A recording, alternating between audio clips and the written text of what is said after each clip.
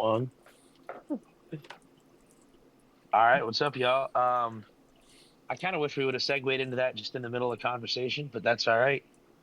Welcome to another CaptchaCast, everybody. Little bit of a different, I guess, format for this CaptchaCast. I actually have some guests on that aren't in the room with me. So tonight I have on a couple of honestly my closest friends, even though we live pretty far away from each other. Tonight I have a co-host, if Harmon lets him be called that, and producer of the Comedy Writers Guild podcast, Travis Strom.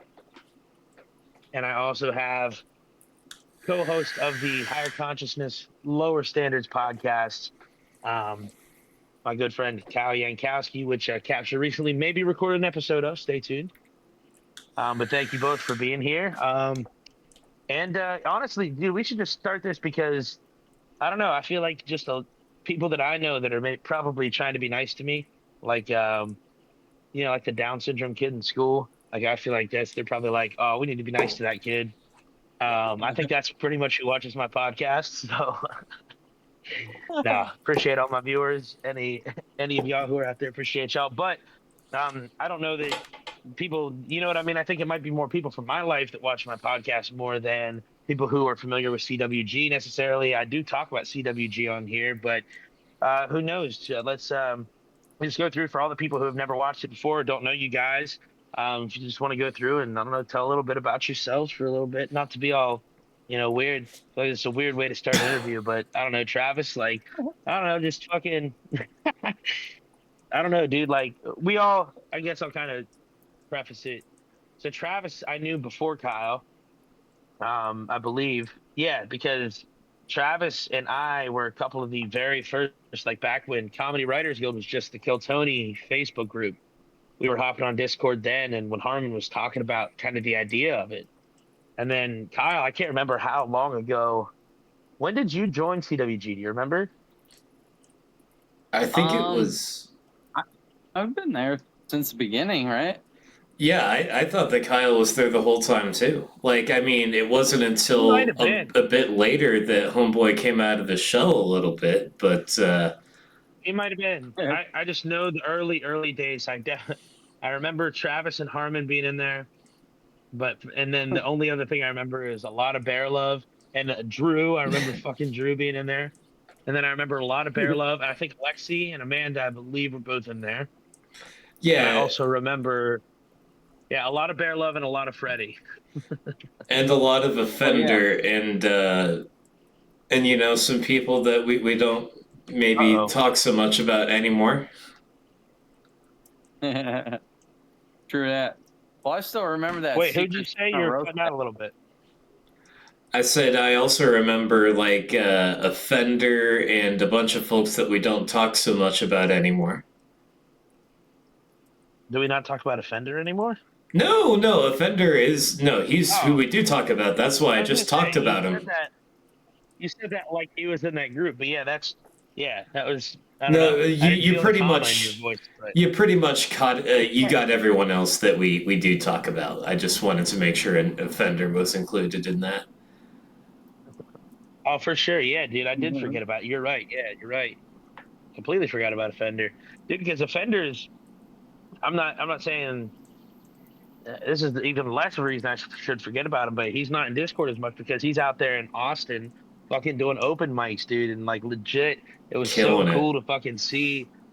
Dude, I remember like yeah, literally he was on there from the beginning too, and he would just talk about like for like a year straight, I think. Like the first year we were on there, he was talking about how like he was just gonna move down to Austin and like do mics and shit. And bro, I feel like we've all said that at least a few times. Everybody who's thought about comedy, like everybody said that, you know what I mean? But the motherfucker went out and did it, took his fucking bus down there, and like I didn't even know what he was. I was like, is he just staying down there for like a weekend or something, coming back? And no, dude just fucking moved down there, dude. And that was what, 2 years ago, year and a half ago, something like that. Year and And a dude's half, just been yeah. living his dream ever fucking since. Like it's been really cool to see. And his made appearances on Kill Tony, and is very like well known from his appearance on Kill Tony, which is fucking awesome. Yeah, no, Hey, he was on 3 times. I still talk to people from this day who I'm talking about my podcast and the people that we have on there, and like I would say at least 50% of the time I'm like, hey, you remember that motherfucker in the orange jumpsuit that Cam Patterson called on stage? And they're like, yeah. And I'm like, yeah, he closes every episode of my shit. They're Yeah, like, dude. oh my god, that's so cool. Why the fuck are you working a retail job? You should be rich. Right. Yeah, that is funny. Like, it's just funny because like I don't try to brag about it because not even like I don't know, not to spite those guys like Offender. It's really Offender's the big one. But like I almost like part of me is just like come join CWG and see what it is. And then once you see what it is, you'll be like, this is pretty cool. This could be big one day. I can tell you then, like, yeah, Offender's already been on Kill Tony. We had Trey Campbell and Lindsey Campbell on. Or at least to be what Lindsey Tyree, I was about to say, but we had Trey and Lindsey on. They're Kill Tony legends. Um, you guys have had Joke World on, Yeah. which is amazing. When I say we with that, I just mean the roast. I got to host a roast battle with Trey and Lindsey in there, which is fucking awesome, dude. It's such an honor. And I got their asses too. Like I didn't, dude. My whole time going into that, I was like, damn, these are professional comedians. I better be on my shit. They're gonna fucking hook my ass, dude. Like I better be on that. And then like I said some shit, they were just like, damn, that was good. And I was like, dude, let's go. Like it was dope. But yeah, dude, and then yeah, you guys had Joke World on and like so not to even name drop, but like a lot of people watching this probably hear me talk about this comedy group and they're just like, if they've never seen it, they're probably like, what the fuck is like why is he hyping up this random ass Facebook group? So it's like, Yeah. nah, dude, this is some real shit we got going on, and it's been a really cool process from the beginning with both of y'all. Like, I don't know, let's go in order. Let's have a little bit of structure to this. I feel like Kyle hasn't got to talk this whole time, so I'm gonna try to be a good podcast host, and like, I don't know, I'm also and probably overthinking that, but like, anyways, talk about like what is your experiences with CWG and just like. I don't know, just what it means to y'all and shit. Like, Kyle, if you want to go first, maybe. Oh yeah. Well, I mean, CWG really was the thing that started me on the path I'm in right now. Because like, I remember reaching out to fake William Montgomery, aka Harmon, and then he was telling me about this Hey, idea he had for more like the Comedy Writers More Guild. like AWOL Harmon. Sorry, go ahead. But no, I remember he laid it all out for me, how it was gonna work, what he's gonna call it, play out. We just kind of talked a little bit, and then I was just like, "Fuck yeah, I'll be a part of that." Just kind of kicked it off since then, and been pretty tight ever since. And I still remember that Secret Santa roast battle, roast master, and the best thing you had to fucking say Yeah. about me was, "What's your name again?" All right, nobody. Oh wow, that is pretty bad. Real quick, I'm gonna pause the recording. Yeah. Yeah, it's fucking. Yeah, dude. CWG, fucking, it's been a cool. Yeah, what I remember thinking as soon as not as soon as that, but like when Harmon was talking about it, dude. I've made music and stuff, and so I've seen enough people talk about like dope shit that's gonna happen, and I myself have done it, and I've made it happen a few times. Which is a bit like I'm not saying it got big or anything, but like I've made some albums. It's like, oh, that's exactly how I imagine that type shit. So like, how it feels when you do it, and I know how it feels when you don't. And most of the time, like when somebody has an incredible idea, like CWG was, I was like, man, that's a great idea, but like nobody ever stays dedicated enough to make that happen. And the motherfucker did. Like the dude just kept at it day after day, and it's taken I'm sure some tolls on him, or at least like I'm sure it's made his life harder in some aspects. But the to see how far it's come since just seeing it as an idea is really fucking cool. Um, but yeah, I mean, so Kyle, you talked about like CWG has led you on this path. Like, how has it changed your life? Because it really does. It sounds silly and like corny, but like it really is a life changing thing. Comedy Writers Guild. Well, dude, it was the craziest thing because like right before it even started was when I had literally had like a bit of a spiritual awakening. So like You guys caught me in like the beginning transitional stages of like me getting my shit together. Oh yeah, it's So it cool was because you've almost cool. been. Sorry, go ahead. No, I was just saying it was really cool because it's like, you caught me. I started getting into it at the end of like when I was basically giving up alcohol and trying to like just do better and be more present in my Well, I'll life for toast to that. myself and everyone. Well, I'll toast to that for sure. And no, that is super cool, and it's cool because like you're almost a metaphor for CWG in a way. You know what I mean? Like you've been on this journey and making that progress spiritually, as like the podcast and the group has been like, I guess more materially. You know what I mean? Just in material success. Like we all knew how cool of a thing it was from the start, because it was just a way for fans of like comedy that at the time felt like there were a ton of people watching it, but like everybody was, I don't know, scattered across. It was still kind of like a taboo thing back in Mm. 2021 or 2022 to watch Kill Tony, and some of the shit he was saying with all the censorship that was going on then. Oh yeah. Was it was kind of a taboo thing to and Legion of Skanks and shit like that, which is weird because in a way, like there's more YouTube censorship with comedy now, I think, than there was then. Like they can't say rape or kill or anything anymore. It's insane.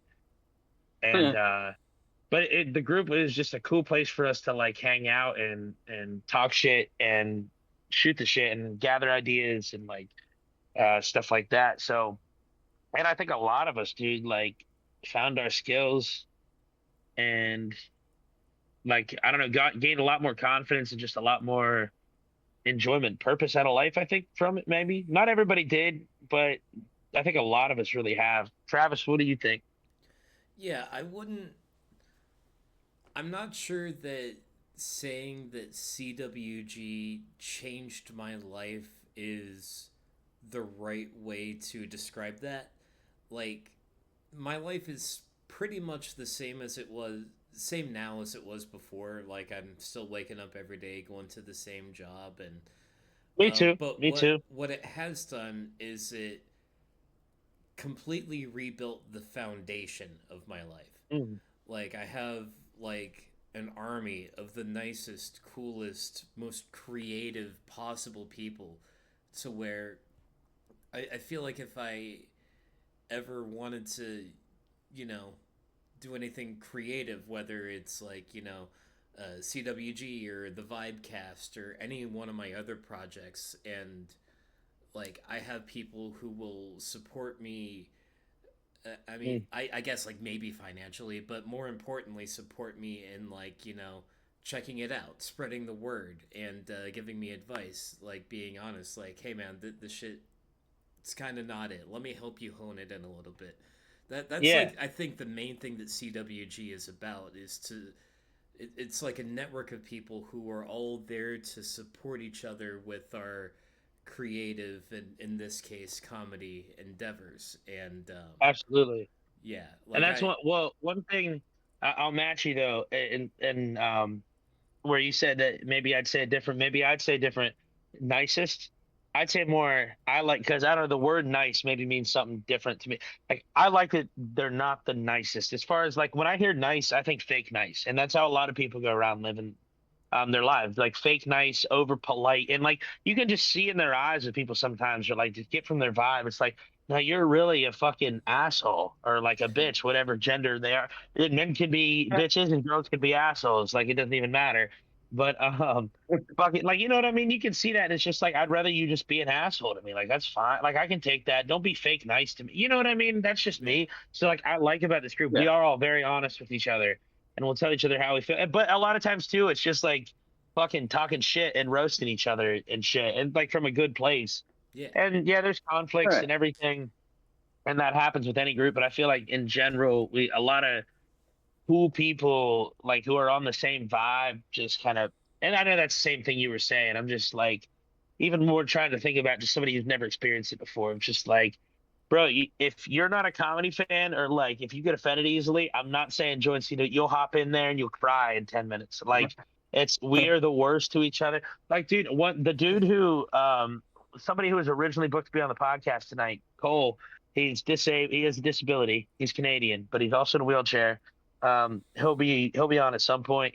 Um, not today, but some other time. But dude, his dad's in the hospital, and I was like cracking jokes about free healthcare and shit. I mean, I was also, saying that sucks, but like, it's like, yeah, I wish you the best free healthcare can offer and shit. Like, dude, it's just dope to have a place where we can say crazy shit like that and just that everybody's joking and get us off our chest. Everything I know I do, Travis. I know you work in a customer like with a public. You know what I mean? I don't know if Kyle. I don't know where you work. If you do have like a normal job like that, or if you're just ethereal and work in the spirit realm. I'm not sure yet.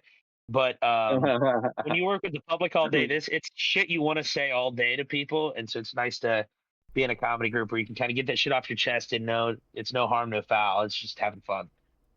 Well, I work in a kitchen, so like I get to say whatever I want all day, anyways. Yeah, So yeah, but that's like, also roasting's a different value for you because that's training for the kitchen, dude.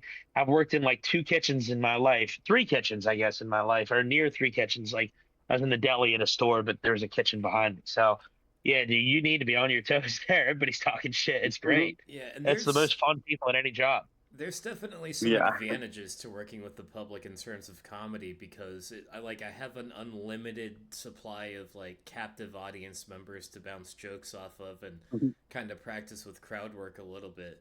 Like there was And one also, time, and sorry. all good, and I probably shouldn't have done this. It's a risk that was foolish to take, but I was working and I was working with this couple. It was an older couple. They must have been like 60 or so. And it was a black man and a white woman. And I work in clothing, and the man, they were looking for a yellow shirt for him. And then the lady, she was like, "Oh, there's a yellow shirt, like little yellow shirt right there." And I said, "Damn, bitch, it's a hard R with everything with you, ain't it?" And they busted out laughing at that. But Oh then yeah, the that's the lady best. You started. will get those customers that are cool like that. That you can just talk shit to and shit. Like I had a dude that he's always talking shit to us. One time he took his wife's Jeep to the store. It was like a pink or purple Jeep, and I was like turned to one of my coworkers. I was like, "Hey Jerry, like, do we have any pool chemicals that have testosterone in them so we can give this guy?" As soon as he walked in, he was like, "He was like, you motherfucker." Yeah, it's dope. well, Dope when you have people well, like that. There's a with our skills combined, Travis, you could bring the sock and I could bring the cucumber and put that in the sock, and then we can give ourselves a nice old-fashioned cucumber helicopter. What? I think that was Mick Foley's finisher. That Yeah. I am equal parts Wasn't it scared Mick and Foley's aroused. finisher? Good. You should be. Oh, I am. I'm just wet in just all the wrong places. such a wonderful picture, just a cucumber sliding right into the tip of, and just God damn. just Why you gotta swing All it right. so sensually? Fuck. Like, So, the propellers start slow. You gotta build up. there's a couple things I do want to ask you guys. So Travis, have you ever produced a podcast before Comedy Writers Guild? no, but I did host a Twitch stream, which is the same concept. Okay. I mean, it Yeah, I mean it's was. great. You've done a phenomenal job at it. Thank you. The Twitch stream, like before CWG, before I had any of the support system, it was it was okay because I started it during like a brief period of unemployment. Excuse me, and I had all of the time in the world to tweak everything, put effort into it, just be live with between Harmon was 0 and 2 Harmon was viewers. While you were doing that, Harmon was tweaking on everything. Love you, Harmon. Shout out. Had No, to. yeah, it wasn't quite that long ago. But Okay, I got you. yeah, and then once I got a job and started working full time again, like I just didn't have the motivation to keep it going because I don't have like the people and the support system that I do right now. I mean, Yes, there were people and a bit I of a feel support that. system like Dustin. If you're listening, not to discount you, bud, but you're just one guy, a very dedicated one, but just one. Yeah. Yes. Yeah, I mean, I feel that that's kind of what got me with music a little bit. Like, I had people in the support system, but people be busy, bro. And like, I started getting busy and shit with more work and shit too. But like it's just it's hard to like have a just that big of a dream and carry it by yourself for that long. And I'm not even saying like maybe you weren't sitting there being like, oh, I want to be the and that's how it was with music too. I was kind of like, yeah, I hope it gets big, but it'll go where it goes. I just want to make the shit I want to make more. But like, I don't know, bro. Like, yeah, you've done a great job at it as far as like, I mean, there have been growing pains and shit. I know you and Harmon have spent hours on Discord, like testing shit out and shit, which was good for me to see because like it shows you the process. I think that's good for people to see the process behind all that shit, especially people that like want to do like I want to get my podcast going more and shit. So it's nice to see like, oh, this shit ain't all flowers and roses, all easy. Like there's a lot of work that goes into this. Yeah. But it's been incredible. And then along those lines, Kyle, you have a podcast now as well with Jordan Richards. How did you meet Jordan? um, I'm pretty sure I met him through fucking uh the podcast, Comedy Writers Guild. I saw him once, and then Harmon told me about him being on Jordan's other Mm-hmm. podcast, this one with Jordan, and I watched that, and I was like, I really like this Jordan guy's vibe, and then I just fucking hit him up and Yeah. started talking to him, and just kind of fucking it all just lined up and worked out. Now fucking me and Jordan we're homies. Imagine Harmon and Jordan did a podcast and it all lined up. Nah, motherfuckers, guys. No, and that's dope. Like, you guys are perfect as a combo as podcast hosts too, because like I love Jordan. He talks about super interesting shit, and I love the way his mind works. But sometimes, and I'm guilty of this too, he'll just get veer a little bit, get a little distracted, and sometimes be like, "No, you're losing it. I'm not following anymore." Not even losing it. It's just maybe I'm just not even like my mind isn't open enough or something. But like you have a good way of balancing him out. You know what I mean? To like the okay, help the viewer understand this type of thing. And he has a good way of balancing you out of like where you are super peaceful and calm, which is dope. He almost gives the like I'm gonna blow your mind side of this. You know what I mean? It's just a great balance. It's a great podcast and a great combo. I was on there the other day. We had a fucking blast. It's not out yet. But it was a great time, man. I fucking loved it. It was great hanging with y'all. It's always a good time, We try to keep it like a safe space for people to, just speak freely with no judgment and have Mhm. fun. I mean, ultimately, that's what it's about is being able to like admit, to everyone about like the darkness you hold within yourself and the paths you take to, transmute that darkness into light. Just really coming from a place of raised awareness. Saying like we want to hit that lower standards point, that point where you at your low, and really like emphasize on points where led to the higher conscious. Or do we want to do both at once and just show up on that podcast dressed like a rabbi?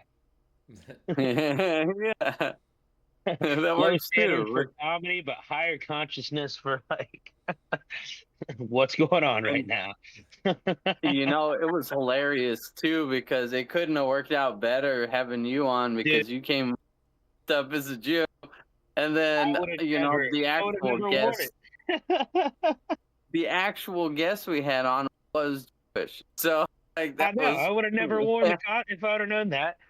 And it took me weirdly long to get it, even though you said the name of his podcast like 7 times, and then his name is Jacob. I like didn't put it together for some, and then after what I said it, I was like, oh fuck. And then I was like, you know what? He's been laughing. All right, cool. Like he knows I'm just joking, kind of. I don't blame the yeah. Jews for anything.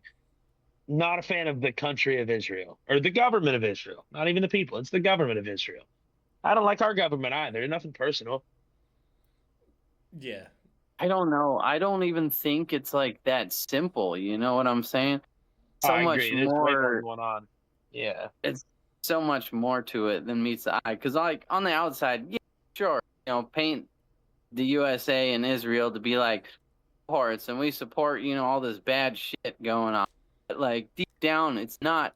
It's not the faces. It's never the faces that they put on for everyone. It's always Yeah. the ones like 10 people behind the faces that nobody has a freaking idea of who they even Hmm. are that are actually pulling the string.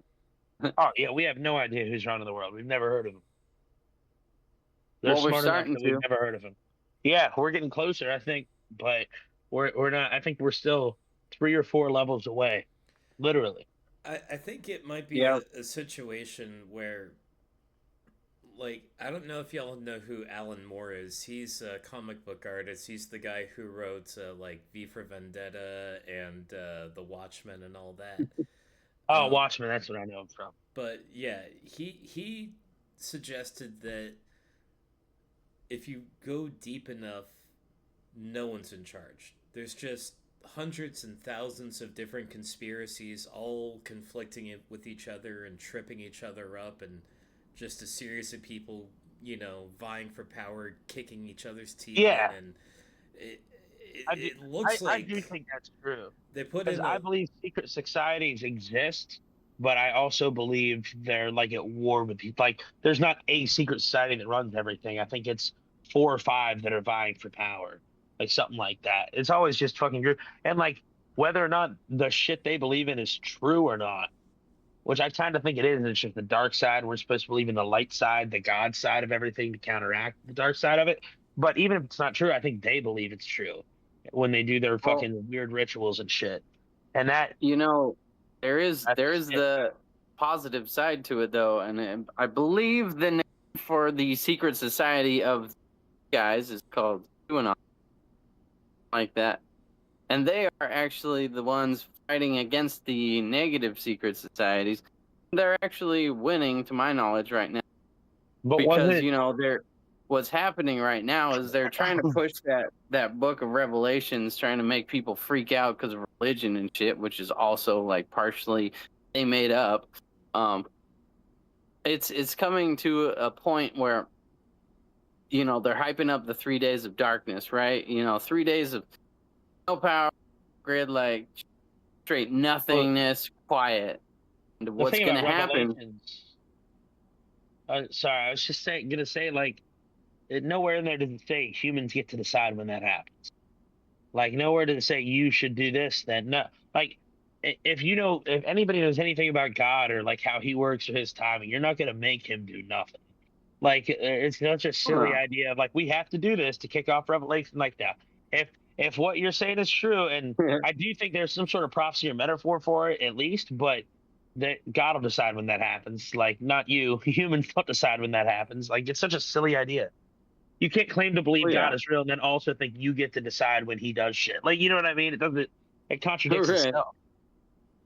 Well, no, it's because what the negative secret societies are trying to do is they're trying to manifest an end times event because the more fear they put into people, the more energy that people put out towards that certain scenario that they are literally painting a picture of for people to put their energy into is more likely of it coming to fruition because that's what a giant like collective's worth of people are putting their energy into. But what they don't That's understand is that 3 days of darkness, when that shit actually does happen, it's happening because QAnon just fucking killed the power and they're going in fucking special ops, taking out but these big dogs. Oh, but wasn't Jeffrey Epstein Q though? Didn't yeah, I've heard Metzger say this a million times, but like I think that's in the files. Like he started that shit. yeah, Jeffrey Epstein and Steve Bannon. That's Yeah, literally the guys who were on 4chan posting QAnon content. that's what I thought. huh. Yeah. So like even that's a big cons- fucking conspiracy. Could be. Could also not be though. Because like if you think about it, Israel wanted to do have all that evidence on every single politician, every single person in power to like control and manipulate them. But it's like all that stuff is horrible, nasty, terrible things going on. Also, the plus side is all like exposed right now. Like there is some form of good coming out of it right now because all of it is like being shown to the world. I don't know about all of it, but I think some of it, Cool. and yeah, there is definitely some good coming from it. I think the problem is, well, I tend more to think if this is what they're letting us see, what in the fuck is happening behind closed doors? They're not letting us see. That's kind of where I'm at with everything, because that's how disclosure works with anything. Like MK Ultra files didn't come out when they were doing it, although they're probably still doing it now. But like everything comes out 20 years after, 30 years after, like all that shit. So like even Epstein, a lot of his shit was in the 80s and 90s. Well, I don't know about 80s, but 90s and early 2000s and shit like that. So like what are they doing now that we don't know about? That's a fucking terrifying thought. I feel like the place to look is in the places where they don't want to go. Like they are way too happy to talk about like aliens and things from another world. Yep. But what they won't talk about is like the ancient world, like what was going on prior to Sumeria, like what were they doing in Göbekli Tepe? Why were there Acoustic so levitation. many 7+ foot tall humans discovered in the mountains in Hmm. America? How come every culture has a flood myth that happened right around the Younger Dryas period? Mm-hmm. Interesting. Every culture around the whole world. Oh, very interesting. Oh, they're all right at the same time? Oh, what a coincidence. Mm. Kyle is Right. presently burning his own house down. Curious. Nice. Yeah, dude. I think it's it's almost irrefutable. And if at least I'm not a scientist or anything, but from what I've seen, and when you say this to people who have never done any research about it, they think you're crazy. But like, in my opinion, it's almost irrefutable that like Atlantis existed and the pyramids were used frequency as like they were a power plant and they used energy from frequency somehow, and that they were built using acoustic levitation. And yeah, I think that's irrefutable. I don't know about the Anunnaki and aliens and shit coming down to there's could have happened, could have not have. But like to me, I think the ancient societies might have just been advanced as humanity, like we were, but instead of going down the technology route, they found a different. Maybe they found the frequency route. Because, dude, even um, Tesla said he was quoted as saying frequency is everything, and he was trying to make like death rays and other like inventions based on frequency and turning it into energy and free energy. And when he died, the CIA conveniently was right across the street and came right across the street and took all of his shit and confiscated it because he owed money to his funders. And they took all of his shit, and it's never seen. Oh, they lost it all. Where'd it go? It's gone. They lost it. Wasn't Donald Trump's grandpa directly tied to that? Yeah, he was one of the funders that I believe he owed. Yeah. I know he funded him. I can't remember if he owed him money or not. Well, I've heard like the Trump family is a lot behind like actual time travel and shit like that. Like The Trump family's apparently new money.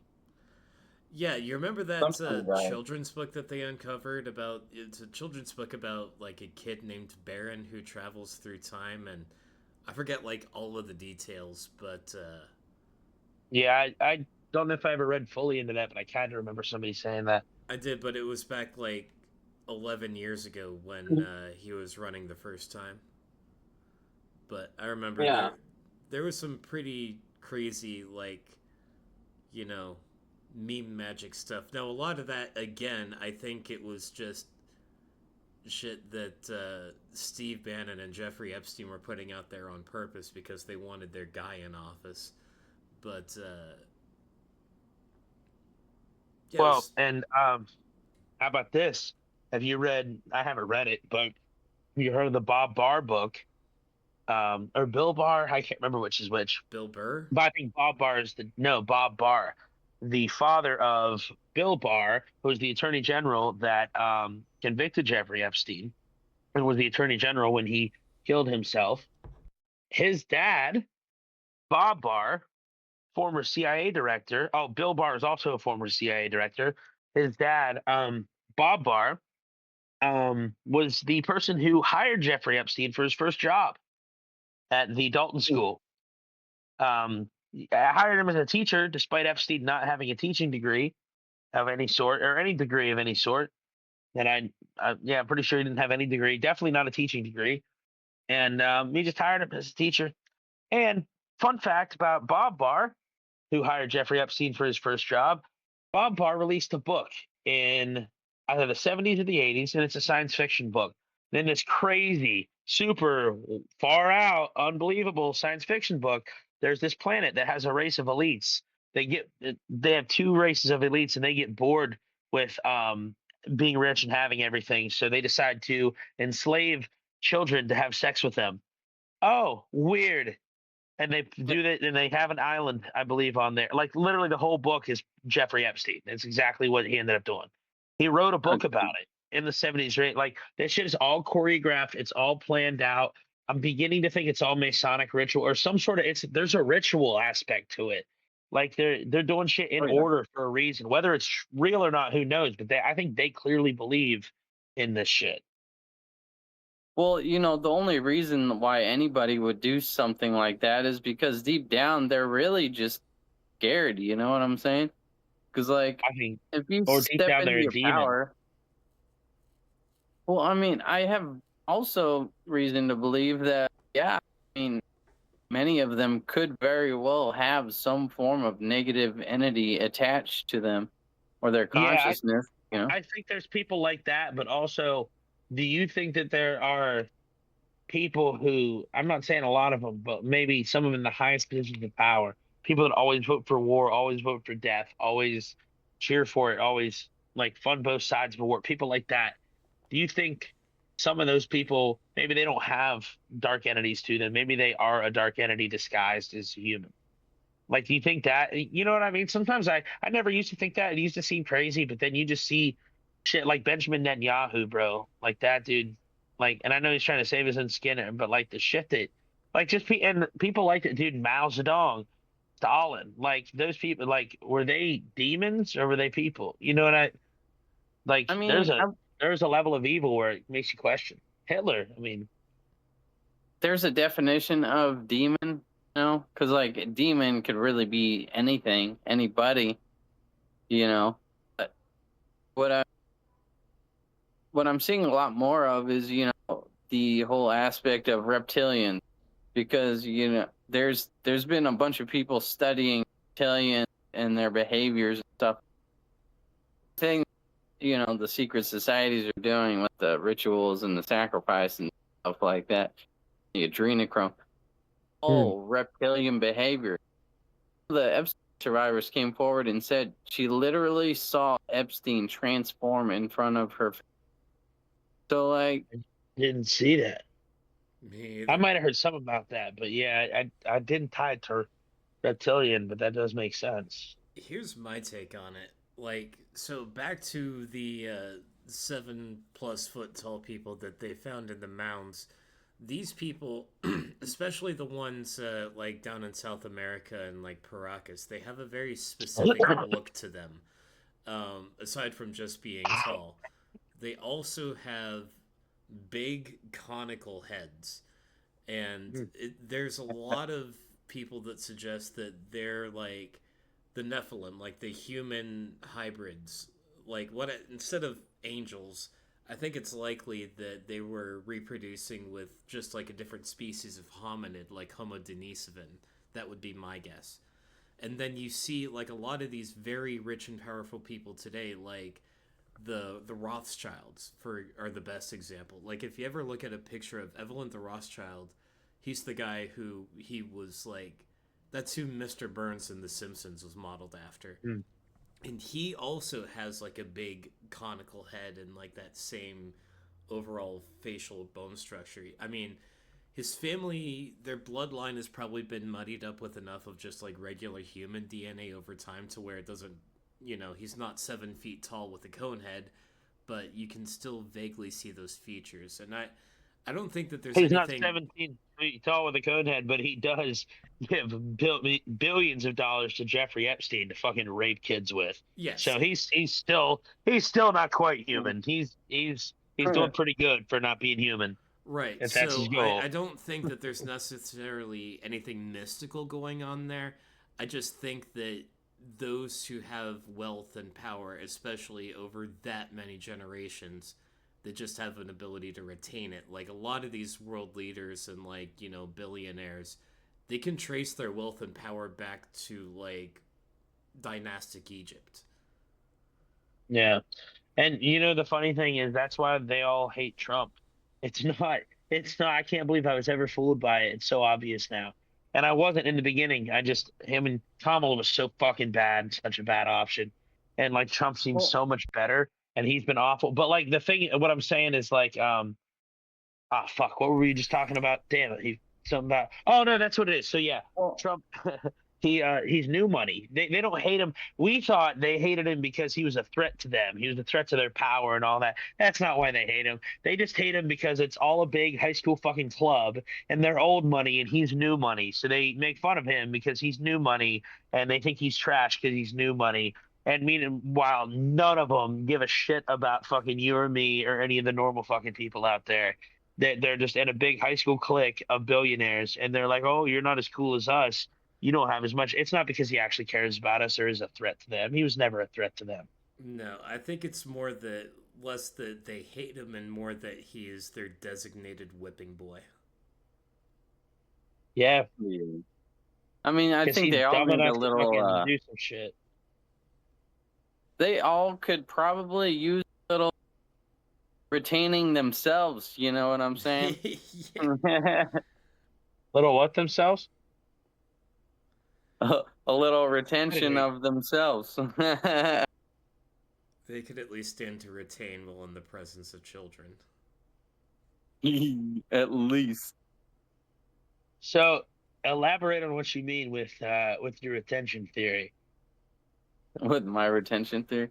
Well, back when I was on my bullshit, like I was very heavy in the lust game. You know what I'm saying? Like that was what I wanted to do all the time with anybody, and What like is this?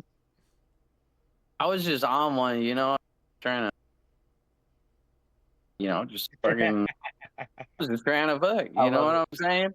But like, after I like took a step back and gosh, I think I went damn near a whole year on a retention journey. Almost, not quite, didn't make it. But that time that I spent like just not doing it, it got easy to the point of like it didn't even like it wasn't part of my thinking anymore. And being able to like step out of that a process of like separation from the idea It of does that, sound valuable, but fuck, that's it, a long time. it gives you perspective, because when certain things take up that much of your mental space, that much of your mind where you think about it all the time, like, I just feel like Yeah, I being feel able to like from it is a good idea. So it doesn't do that anymore. yeah, I guess sometimes those things take up the place where a bullet would go. No, I'm just joking. You know what I mean, though? Sometimes you feel like shit. You go home, get a little wank in, you feel great. Sometimes, But but it's no, yeah, you're learning to right. feel great Spiritually, without that the is way. pretty bad. Yeah, that's the point. As long as I can still smoke cigarettes and fucking drink all the time, I'm down. Those are more important. I think cigarettes are good spiritually. I don't know why. Something about them. It's Like it. they have MAOIs in them. It's literally an antidepressant. And nicotine boosts testosterone, and it blocks the spike protein in COVID. I It's know really that. fucking good for you. So does nattokinase. What? I don't speak that language. You have to It's speak a supplement. English on this podcast, sir. It's just one of those A hoot supplements. nanny? Hey, Hobo hanani? huh, Hobo nanny, hold panini? on. Hobo kitty. Dude, a hobo panini sounds super good right now. A hobo penny. Yeah, no, I'm gonna pass on that. That's Actually, I'll take the normal one. It's a you know half-eaten what? sandwich behind a dumpster. I thought it was just a panini made with really dirty hands. So all the paninis at like the gas station, which by the way, It's a, I it's a ate. panini it's been grilled on the sidewalk because it's What's 90 something degrees right now. Yeah, what's the sauce in it? I got a panini from where is it? Speedway, the Speedy Cafe the other day, Oh, and so yeah, that's exactly the same thing. yeah. So if you Yeah. ever want to test like the build quality of your toilet, buy a panini from Speedy Cafe. I'll tell you what, unless maybe Bucky's, but there's not that many Bucky's, so the best gas station. I don't know if you have these there, but Yes, Sheets food is fucking incredible. Oh yeah, you're West Virginia, so you know about Sheets. it is. There is a hole in my heart Pennsylvania's where own, Sheets used to Pittsburgh's be. own. We're actually getting a Wawa over here in Nashville, but I feel like it's just Sheets from Timu. Does Helen Keller own that? I forget. She should, if not. What? That's what she called water. Oh, That's what she called water in the movie. You know, you I watched need some YouTube Wawa. video about like she didn't fucking write none of that shit, pretty much. I heard that she Yeah, didn't which makes even sense. It's exist. no, I think she existed. But like, no, as soon as you instantly think about like, oh yeah, of course she didn't. Like it's just yeah. Because like they were like, yeah, it's weird. Her political views changed and like drastically right after her teacher died and somebody else started writing her books for her. And I was like, oh yeah, I wonder why. Because somebody else fucking started putting their views in it instead of the teacher's views because his teacher was dead. Like, You know what I wonder about? It's like Helen Keller, being blind and deaf. There has to be a certain level of like, dude, she must have been so spiritual. You know what I'm saying? Like just being able to sit yeah, in complete silence to yourself 24/7.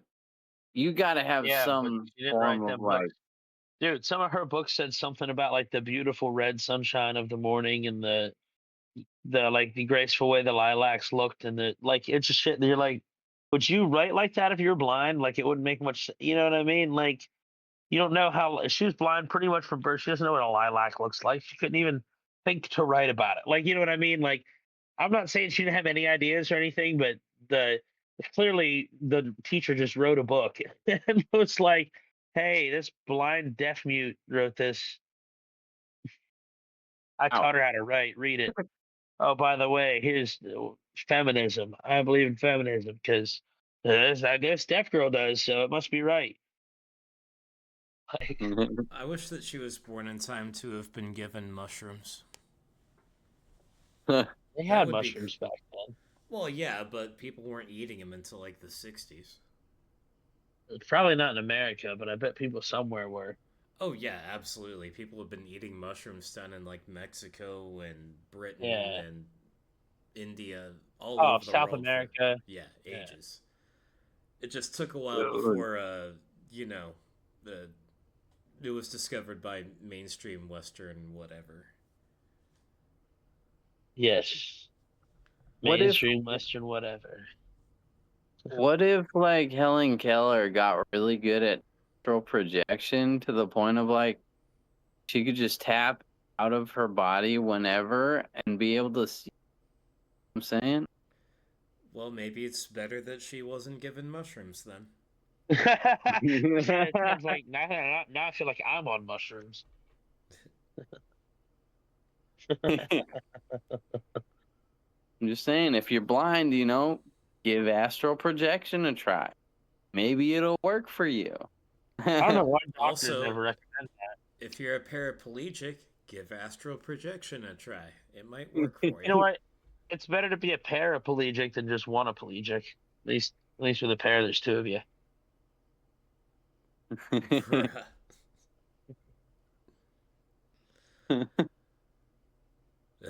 Paraplegic sounds like a fucking Irish couple. Oh, look at that paraplegics. Like pelagic is just like a racial slur for English people or something. Paraplegic sounds like Conor McGregor's new fucking nickname, dude. Well, boy, what a sad fucking fight that was. A The rest of the paraplegic card was great, but to damn. it's two bulimic Irish women. That's what it is. Paraplegic. Did either of y'all watch that fucking fight? No, I The haven't Conor watched any one? live sports in years. Dude, fucking, it was Conor McGregor's first fight back in 5 years.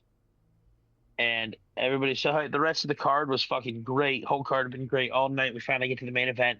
Conor McGregor versus Max Holloway, a rematch 13 years in the making.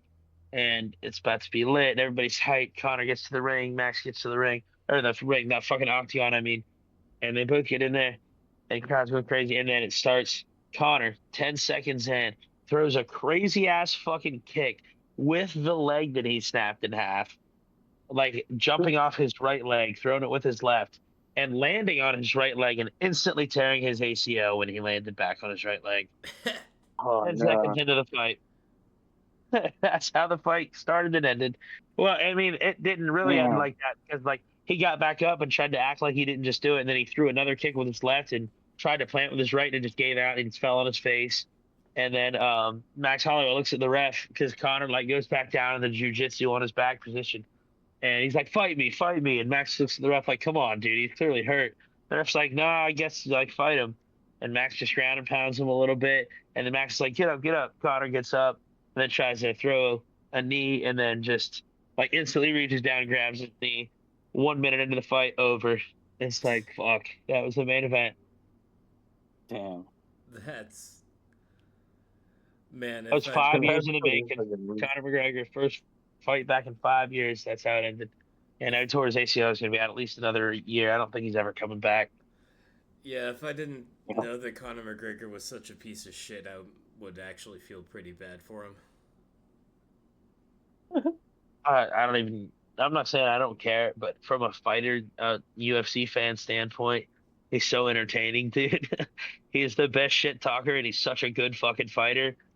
I'm not here to judge him as a person. I'm here to judge him as a fighter, and he's the goat. Yeah, I mean, Not the goat. I mean, John Jones is the greatest fighter of all time. But yes, like Connor is the Tiger Woods, he's the guy that brought the eyes to the sport. Connor's the guy that he's the first person that if somebody had never seen a UFC match in their life before, they still know who Conor McGregor is for the most part.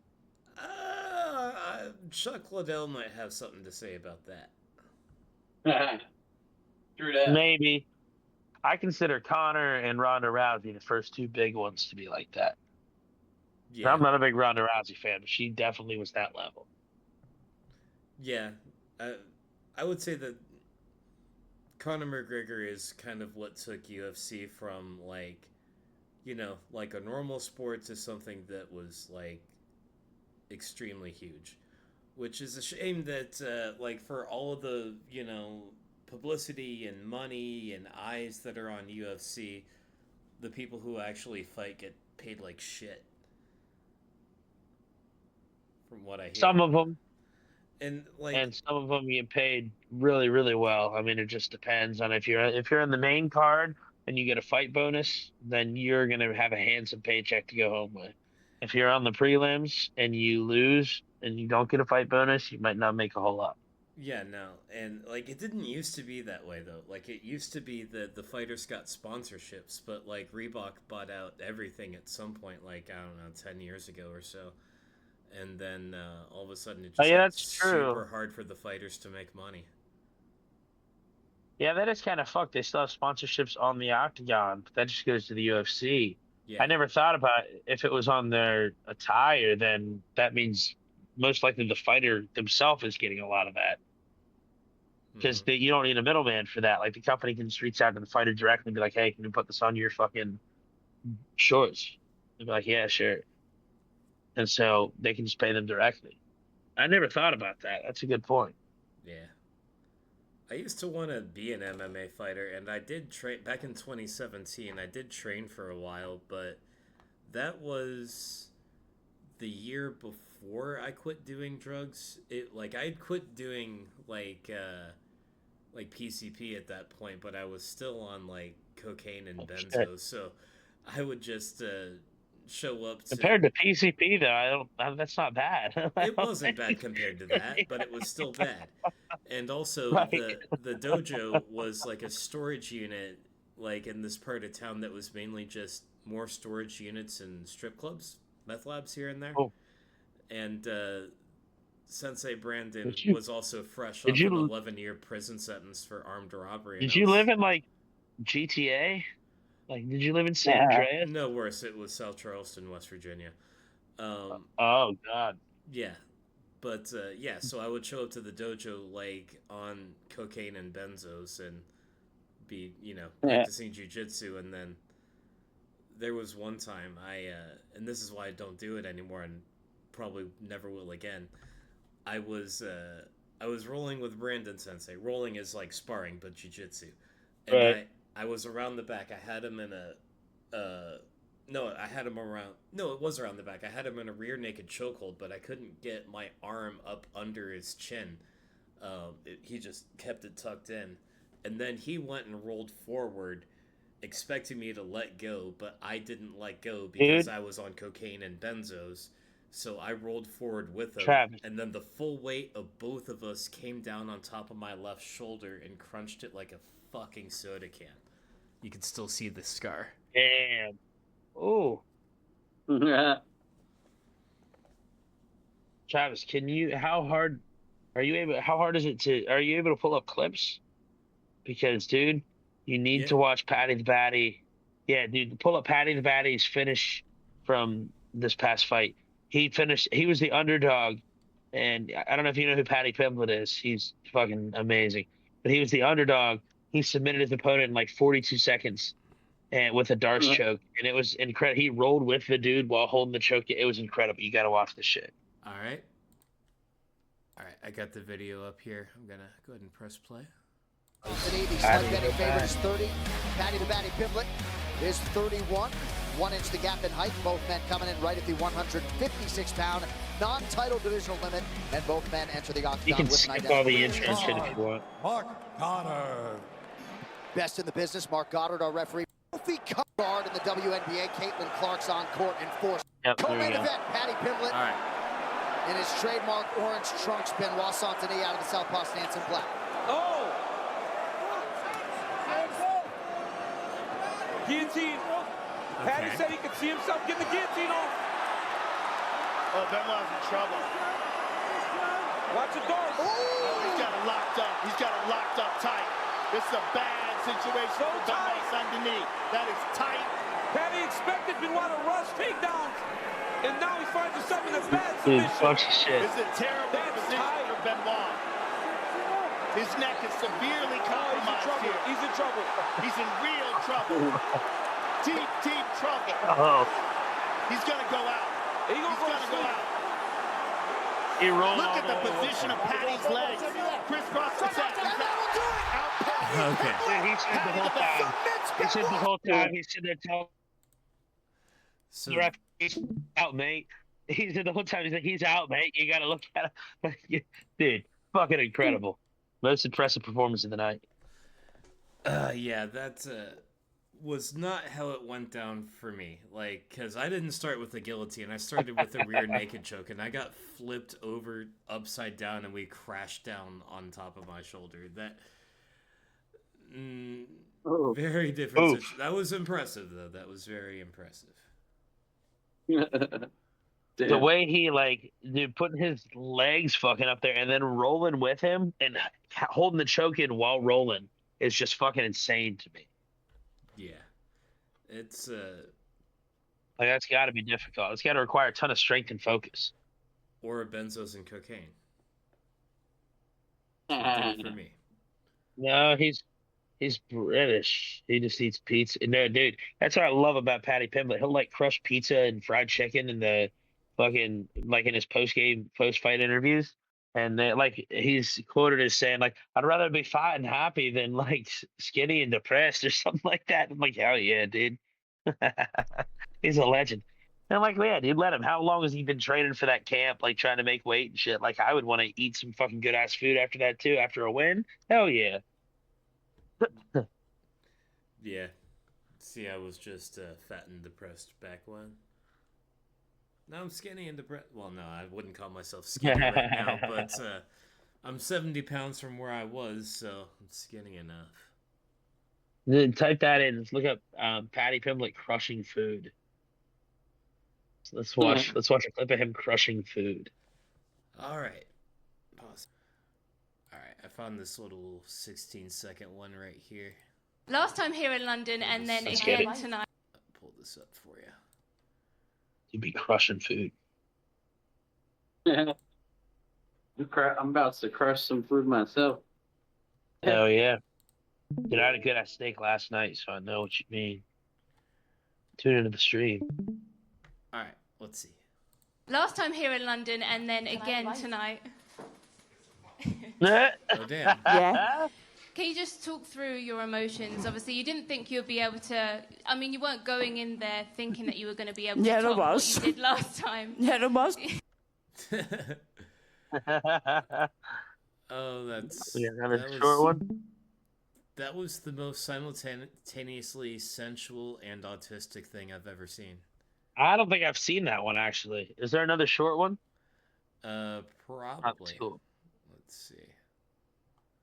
The chicken one's good. The pizza one's good. He's eating pizza a lot, and I love pizza too, so I can relate to that.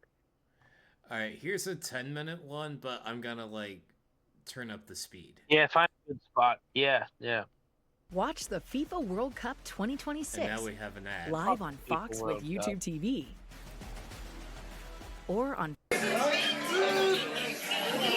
I'm back up to 91 kit. That is Just landed about. in Dublin, haven't we? It's the big fella's birthday. Little bit of a piss up. See what happens. I don't drink that much, but we'll see if I do. I might drink loads this weekend just so. Dude, the British accent like 3 times speed is hilarious. Where's your manager? Is that no one in this island's got any manager?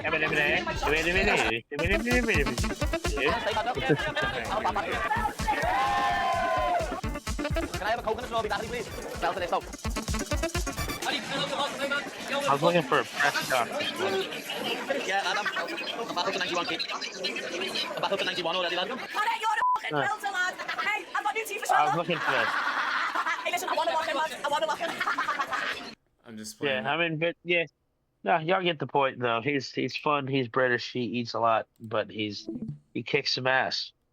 Like he's a legend. I think he's the next. I think honestly, and I've seen people say this, and I kind of agree that Connor, the way he got hurt and the way Patty won on this last card, it was almost like a passing of the torch, as in he's going to be the next big star in the UFC, and I think so. Could be. We'll I think see. he's 7-1 since he's gotten to the UFC. Well, I would say that I've never heard of him, but I also haven't watched any UFC He's in newer. like 10 years. Well, I'll tell you, the only guy he's ever lost to is Justin Gaethje. Sure know who that is. No, like I'm from the era where like right as Chuck Liddell and like George St. Pierre were retiring and Conor McGregor was coming in, and Okay. yeah, I mean these guys just don't last very long at this sport. Yeah, it's true. I guess Gaethje. I feel like Gaethje's been around longer than that, but he probably had. I don't know when he started, but it was probably like 2016 or 17 is when he probably started. Yeah, Right. there's only like a 10 to 15 year window where people can even like compete, because once you get to like my age, it doesn't matter how conditioned you are, you're gonna get fucking slapped around. You're by, gonna like, throw a these kick and 24 tear your year-olds. ACL. Right. You're Well, gonna, I mean, you're gonna throw a kick and tear your ACL after 5 years away. Sorry, go ahead, Kyle. well, it's like no matter how much you train and all that stuff, I mean, ultimately, aging is going to affect your body, whether you want it to. Yeah, no, absolutely. we're fucking, you know, we can reverse aging and shit like that. That's what all these AI motherfuckers are trying to do. They're trying to escape death. Yes, dude. No, we're supposed to have death. I hear the idea. That's probably great if you live your life right. I think what they want to do is like put themselves in tanks and be in virtual reality in like in a state of like slowed down time to where like a second is like 100 years or something. I think they want everybody else to be in that while they get to control all the resources. Well, dude, That's a lot of if you think resources about it, to expend on dead weight. I think they would just prefer to kill us all. Not compared to all the resources in the world, which is what they would have control over if they put everybody in there except for like what are there, 1,000 elites, 2,000, even 5,000 compared to all the resources in the world? Are you kidding me? They have the whole world to themselves. That's what they want. They want to control everybody and have slaves and have the whole world to themselves. They'll plug you into a simulation where you think you're having fun, but you're really making energy for them because you're exercise, you're running in the simulation. Like what that's do you shit think they'll this do. is? Yeah, exactly. I think it's gonna play out more in like a way that they all go into their little underground bunkers. They release a super virus on us. We're all dead. They come back out a few years later once it's all gone, and they have the entire planet to themselves. I And think they tried that already, but nobody believed in the super virus Well, yeah, it's after called a the while. hantavirus now, but apparently And in less the people list believe of in that. vaccine side effects from COVID, literally like Is hantavirus hantavirus? is a side No effect. fucking way. It's like No that's fucking fucking way. That's crazy. crazy. I believe it though. Bro, people don't realize too, like Fauci's the same dude that like have y'all seen Dallas Buyers Club? no, Cal, have you seen that movie about and Matthew McConaughey was in it and it's like he gets AIDS. He's like he plays a cowboy and he fucks strippers all the time and he gets AIDS. It's a true story about this dude who he got AIDS. He's a cowboy in like 1984 and at the time they were treating AIDS with like this thing called AZT. It was this chemical. It was a former cancer radiation drug that was deemed too dangerous to use on cancer patients, I believe. And so they had to find a use for it, like they always do. And they started using it to treat AIDS. And there were no signs that it helped. But because they wanted to test for it and the efficacy of it and everything, they deemed it an emergency use, just like they did with COVID. They made all the other drugs illegal for it and that were shown to help, and everybody had to take AZT, and it was killing people because it was like a radiation drug. Like literally, it was killing people, destroying them, literally killing them by a lot of them. So this dude Ron Woodruff ended up going down to Mexico because he lived in Texas, so he just went down to Mexico and would get like more natural drugs or even other drugs, just different drugs that were shown to be more helpful against AIDS and shit. And his doctor like gave him like 6 months to live. He ended up living like 14 years after that and Yeah. shit. And he like established a whole that's why it's called the Dallas Buyers Club because he established this like it was a club like where people would he would it was almost like a cartel, but all they weren't doing anything bad. They were just trying to go down to Mexico and get people with AIDS these drugs and like they were selling them but not trying to make a lot of money just for what they paid for them and shit. And like there was a whole court case and everything, and I think he got found not guilty. I can't remember. But anyways, the reason I bring it up, Fauci's the bad guy in that. Fauci was the dude who made them use AZT. It was his recommendation. He was that guy. So like it's the same exact thing they did during COVID. Make the natural shit illegal, emergency use authorization, and like fucking and I guess ivermectin wasn't illegal, but it was illegal to talk about, and they made it really hard to get. Like, I mean, it's the same exact shit. Like Fauci is an evil, evil person.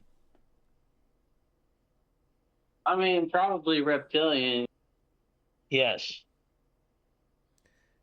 yeah, I never There's a really, difference between yes, sorry. I never really looked too much into Fauci and all of his stuff, but one guy that really strikes me as odd, and I'm only bringing him up because I think he looks like Fauci a little bit. He might be a reptile too. I don't know. I don't pay attention to reptile type stuff. But you remember John Podesta, who was The heavily name's not featured familiar, in but I the. can't remember who he is.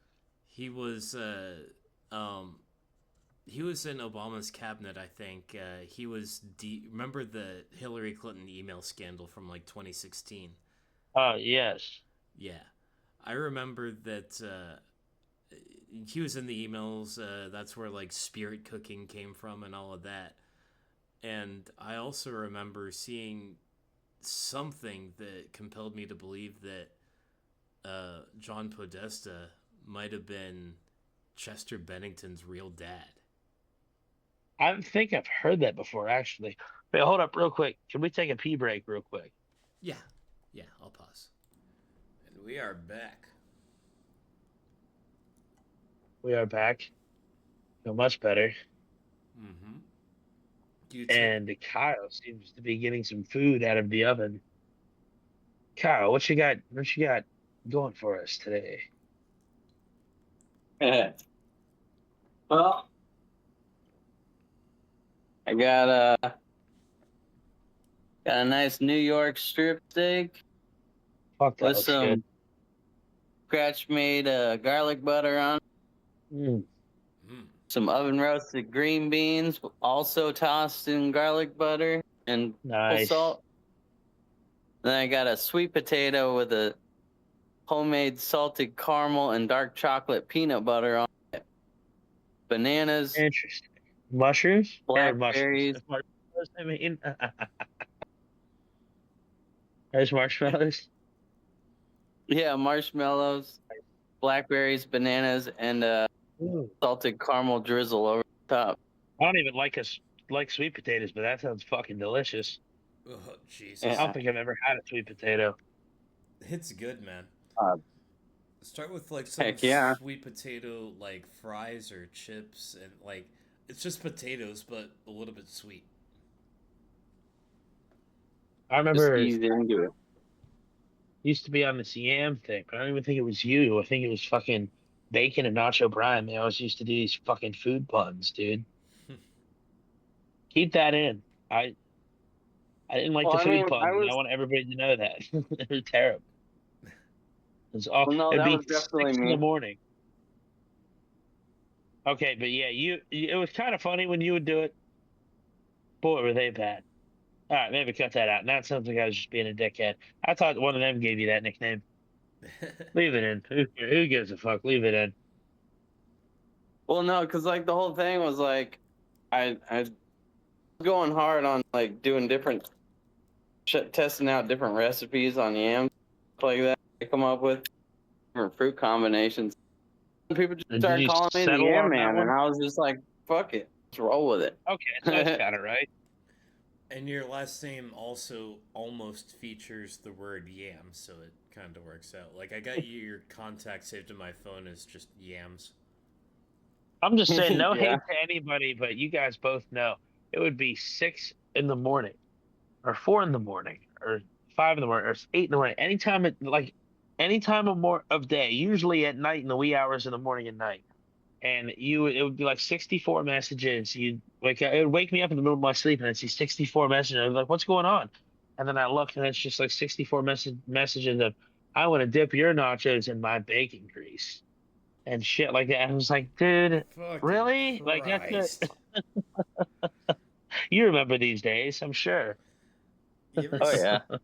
Have either of y'all seen that new anime that just came out on Netflix called Chainsmoker Cat?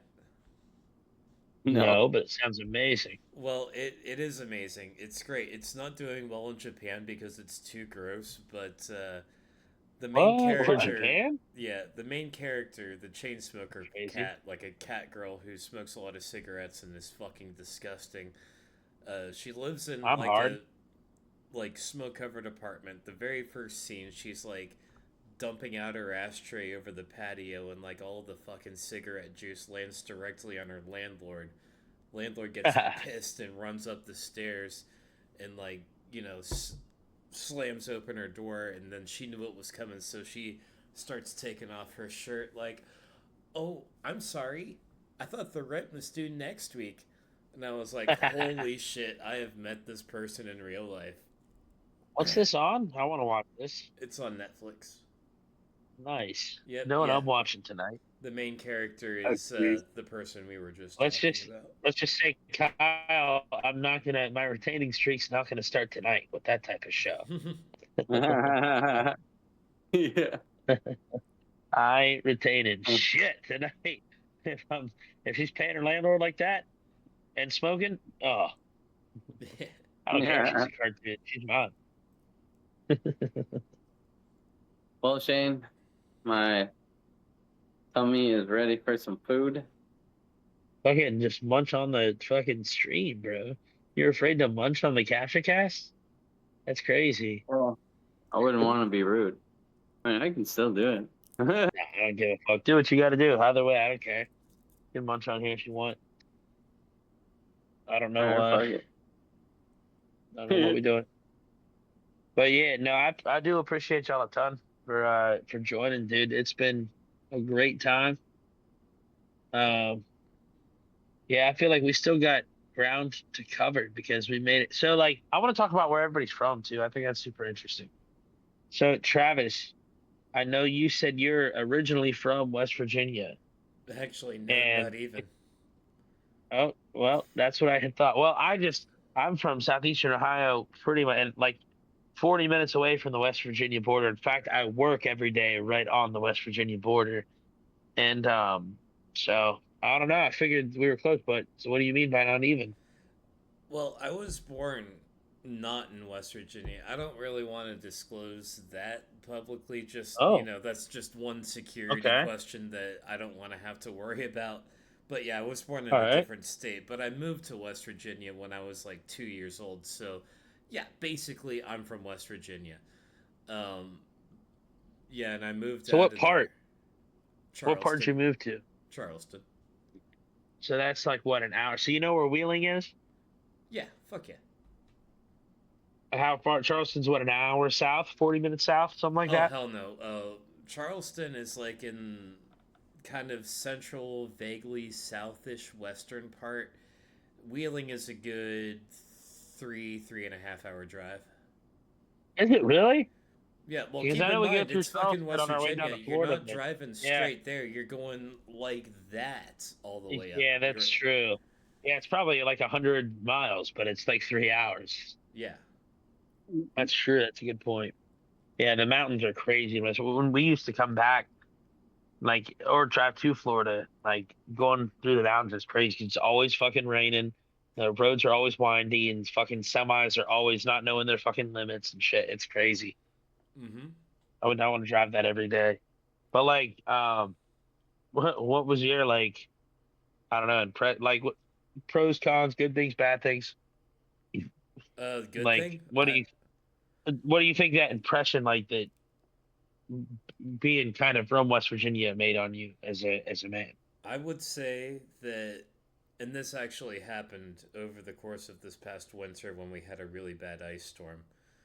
But if I am ever put in a situation where I have to go into survival mode, that's where I go. It's the one place I know how everything works, that we can survive, and the people there, like people in Nashville just freak the fuck out. But in West Virginia, things are in such a perpetual state of, shit is always in contact with fan over there. It's never not. People just know how to deal with it. They roll with the punches like a motherfucker. That part's the same up near where I live and near the panhandle of West Virginia. I live in southeastern Ohio. It's the same type of folk. I mean, it's still West Virginia folk, dude. Yeah. And even the Ohio folk that live near there, it's the same area. It's the Midwest. It's the same Appalachian area. And it's, same type of people where it's like they're fucking crazy to be around most of the time. But if some shit ever popped off, you that's who you'd want to be around. Because like they're that prepper mentality. Everybody hunts, everybody fishes. Yeah. Like, and during that that's why I try to get better about that. I'm like, it's funny because like in CWG, I feel like I'm like the redneck, like, I mean, and Drew, but like, you know what I mean? I'm kind of like it's probably seem hillbilly-ish, but like really compared to people, like most of my town, I'm like almost more like Wiggerish probably, or like, I don't even know, like, you know what I mean? Like, I've been hunting once. I love fishing, but I suck at it. I'm not good at catching fish. Yeah, same. Because, like, during that ice storm, the reason why I brought that up is because, like, it's an ice storm. I can't go anywhere, especially considering I drive a sports car with, like, performance tires. It wasn't happening. So, like, here in this apartment complex that you see above my head, what am I going to do? There's no power. I can't go anywhere. This is a coffin. Whereas if I'm in West Virginia, no power, can't go anywhere. Man, shit, that don't matter. Just I know where I can go get some firewood. I know where I can get some crawdads out the river. I know where I can go shoot a deer. I know everything I need to know to make it through. They train. I don't know if you knew this or not. They train Delta Force in West Virginia. I think it's about exactly in between you and me when they do it. I could be wrong though. You know what they But do? I think it's like 2 hours away from me if I remember looking. But if I'm correct, they leave them on a mountain for like I don't know about a week, but like 48 hours or something. They say you have to get to here. You can't ask for any sort of help. You're alone out here. It's just you. You have to get to here. You can tap out, but if you tap out, you're done. Like that's the only thing you can do. And if you don't do that, then I think that's the final test or something. And they have to walk across the state, which is Oh, I didn't know it's that far. That's crazy. No, it's hundreds of miles on foot, and it's incredible. Dude, literally to a point where they get blisters and like their feet are bleeding and shit. And it makes sense that they do that. It seems brutal, but like, dude, I got into that at one point, and I was watching this. I can't remember what it's called, but it was this series on YouTube of like true stories of veterans from like, and it was specifically like special forces and shit, like Delta Force and fucking Navy SEALs and like. Dude, some of the and British, like other countries too, the British Special Air Service, Spetsnaz, like, and just the crazy shit some of these guys have been through. Like, there was a special air, I can't remember, I think it was the 90s when it happened, they were saying, but it was like a British SAS unit. They were dropped somewhere in the Middle East, and they were supposed to do recon. Nobody was supposed to know they were there, but somebody got tipped off. They killed like two of their guys. It was just one small, like, unit of like, I think there were like 4 people left running back against the entire country was trying to kill them. And they weren't going to send any reinforcements because they weren't even supposed to be there legally in the first place. They were going into special operations and trying to like do some covert shit. And so the whole country's chasing them, dude. And they're like, I think it was Iraq or Afghanistan. It was Afghanistan because they were like, we didn't realize how hot it is in the day, how cold it gets at night. And none of them packed for the cold at night because none of them had ever been there before. They didn't even know. And like nobody in the army knew to prepare them. Like nobody had been there before. And so they're like freezing to death, get hypothermia and shit at night. They walk like 200 miles across. It takes them like 3 weeks or something. One of them commandeers a vehicle. They don't have any food. They're like getting as much food and water as they can. One of them gets sick and dies because he drinks bad water. And then eventually one of them makes it over the border to the other country. Like it's crazy. Their feet are like, their toes are like black falling off almost because they've been walking so much. And like, it's just insane what the human body will. And that's why I love that shit because they're like, it's inspiring. No matter what side, whoever you're on, whatever war, that's why it's all countries inspiring because like the shit the human body will do when it has to is fucking incredible. Oh, yeah.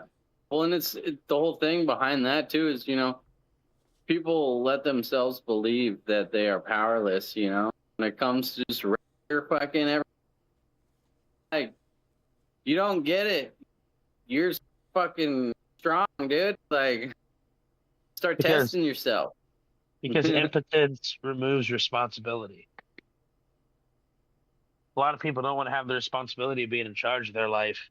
So they prefer to act like that, but that's the reason that's dangerous is because the government fills that void and they go, okay, we'll be in charge of your life. People are like, okay, be in charge of my life. It's convenient.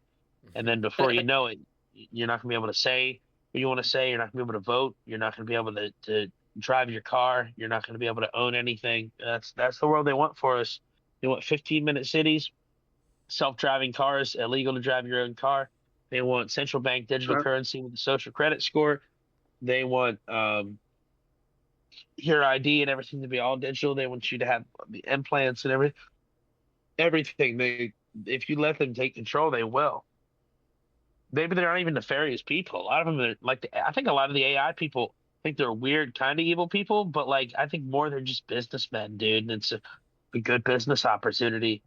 and like that's how the world works. And like it's not even about necessarily. It is to some extent like holding people accountable, blaming them, but also just like not falling for the trap. And that's why we talked about hantavirus earlier, and we saw the articles. I think we've all seen them. They've been trying to get that going. Name one person anybody's ever talked to in their life that has been worried about hantavirus or even mentioned it in conversation. Like hardly ever. Like we did now because like it was relevant to the topic we were talking about. Yeah, But it was relevant I for like haven't a heard week, anybody say 2 months like, ago, but yeah, these days. yeah, I and forgot it. it's just because nobody's falling for the bullshit anymore.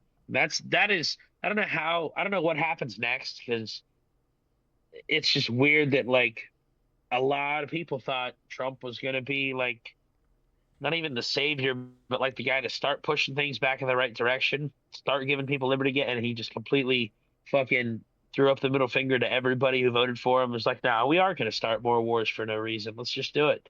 We are going to hide Right. the Epstein files. No, let's just do it. Like, and so Well, now I don't know where we go. It's because he's got blackmail on him. Like Israel has so much blackmail on him, like real Yeah, stuff. And that or they just straight up told him we're going to kill you, Melania, Barron, and everybody else if you don't fucking comply. But Jared is also making a ton of maybe. cash. And was it Jared Kushner that slept with Benjamin Netanyahu when he was a kid? I believe that's I don't know true. about that part. Not like slept with, like had sex with her. Like his family like knew Benjamin Netanyahu, and when Netanyahu would come to New York, he would stay in their house and in his bedroom, I believe. Like I believe that Oh, that's damn. true. That's Yeah. crazy. Travis, pull it up, Jamie. Give it a gig.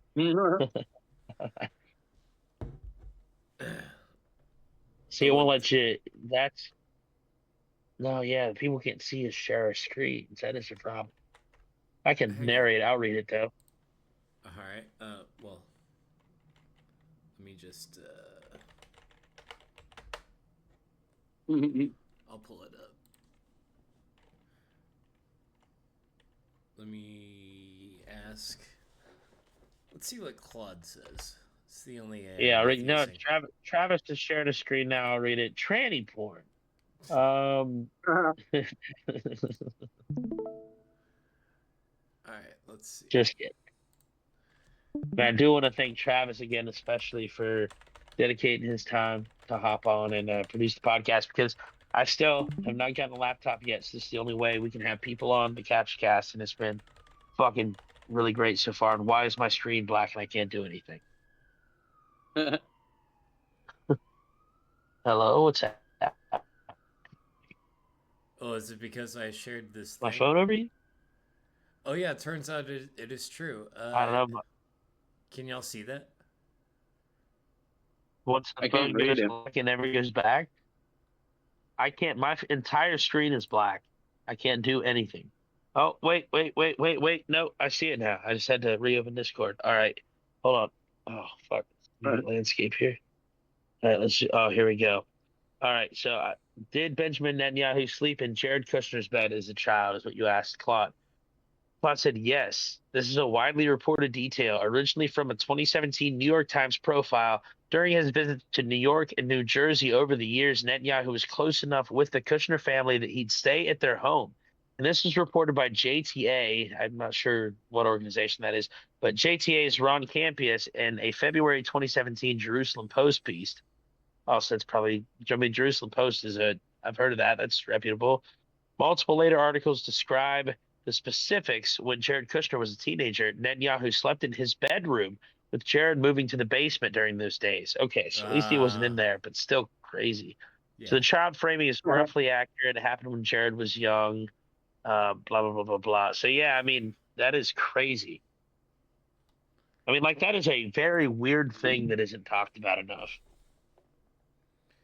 Like, can you imagine how big of a deal that would have been in like the 60s? Imagine if like JFK's son had like the leader of Russia or something. Or no, I get, yeah, they would be kind of like the leader of Russia because they were our ally kind of before that, was sleeping in his bed as a child. Like, that's crazy how up in arms people would be, and rightfully so, about that, or any country. And people hardly talk about it now. It's insane. Here's what I think is going on. I think that I think that the person who's really pulling the strings right now, at least on like within America, is really Peter Thiel. Like everyone that he wants in office is in office, and I think that he really wanted J.D. Vance to be Trump's vice president, and I think he wanted Trump to be president because that he knows that Donald Trump is in terrible health, and there's just no way that he's gonna survive, the full 4 years until January 2029. And I think that Trump is just some useful fucking idiot, and he knew that J.D. Vance wasn't gonna win a presidential election on his own volition, but he knew that Trump could, so he made him the vice president. Donald Trump dies. J.D. Vance is now the president, so now Peter Thiel gets to push his agenda through him. Does anybody know where does Peter Thiel stand on Israel? Because that would tell me a lot. Because the reason I do kind of like JD, I couldn't vote for him. The only person I could vote for now is Thomas Massey, right? Because being a part of this administration and not speaking out against it is enough of a sin. I can't vote for you.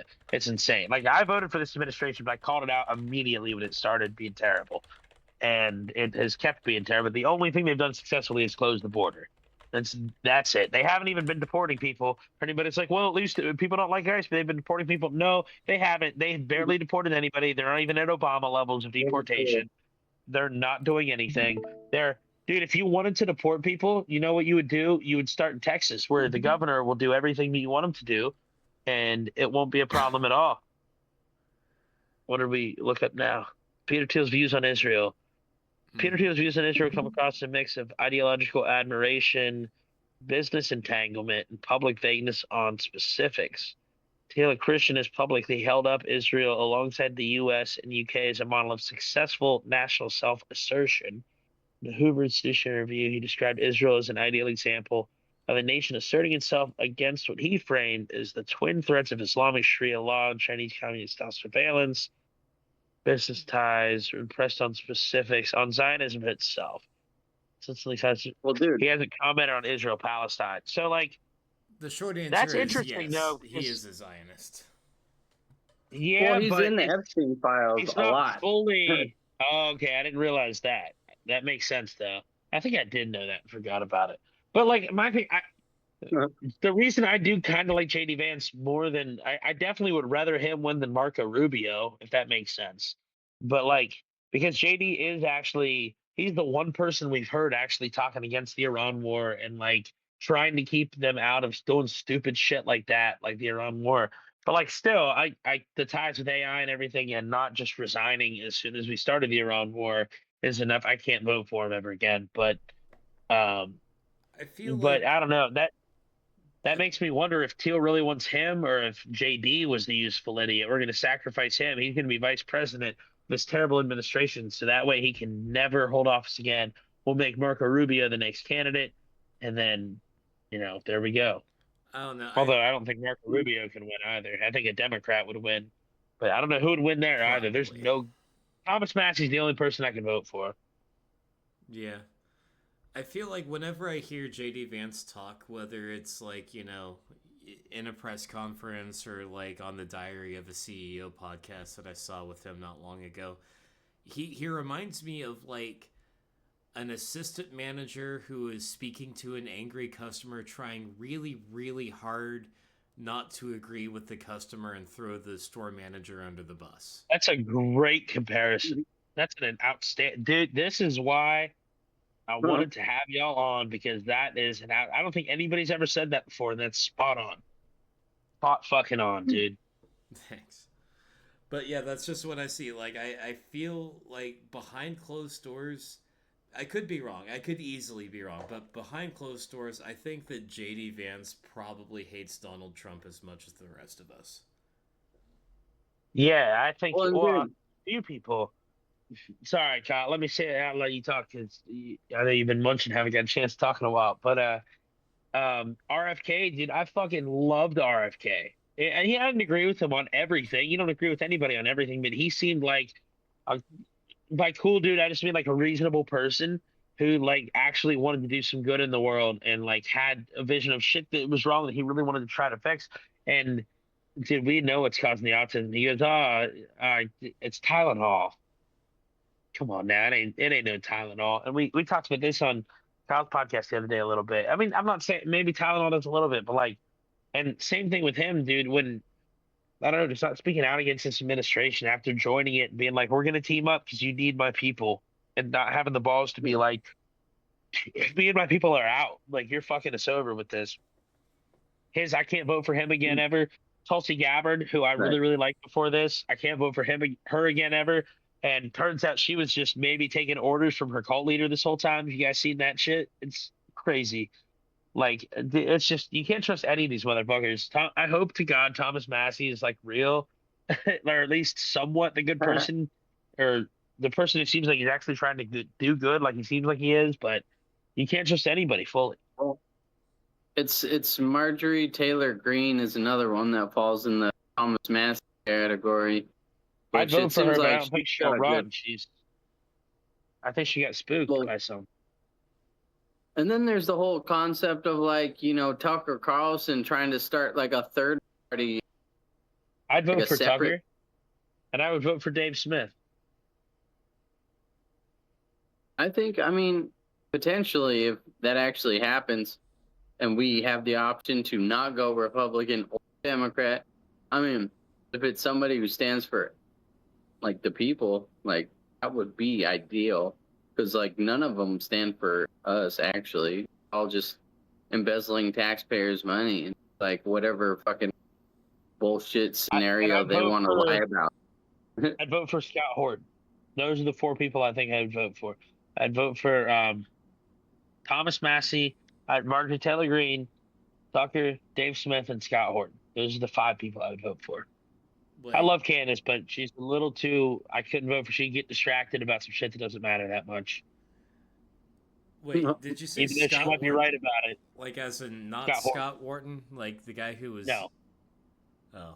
Scott Horton, as in the author and political commentator. He's been on Dave Smith's show a ton. He's been on Rogan. He's been on a lot of big podcasts. But he did like a 10-hour. Lex Friedman episode where he went through like every war we've been in since the 80s, and it took me like 4 days to watch it, but I got through it all. I recommend that to anybody if you really want to know what's going on and like why. Oh, they hate us because our freedom. No, they don't hate us because our freedom. We've been fucking around in all these countries since the 70s and before that, like, but we've been really fucking around in all these countries since like the 80s especially.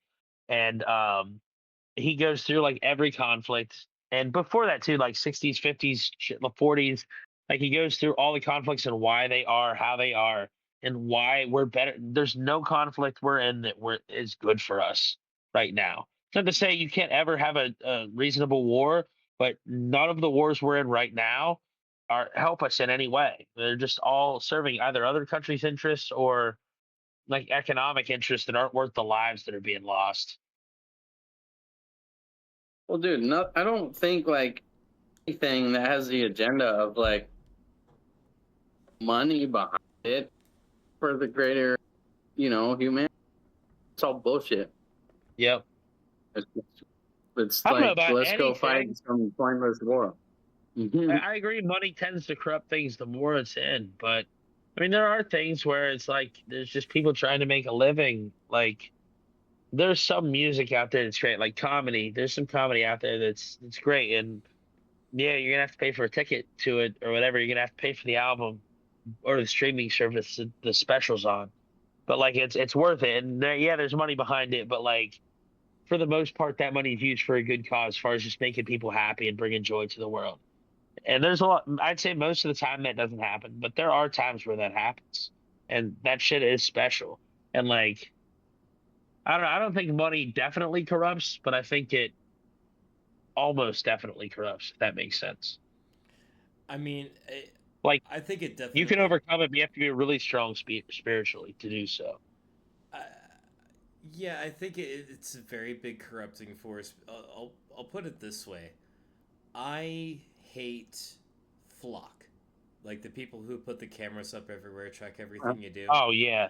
But they also had a recruiter reach out to me and invite me to apply to a job that would have paid me $250,000 a year.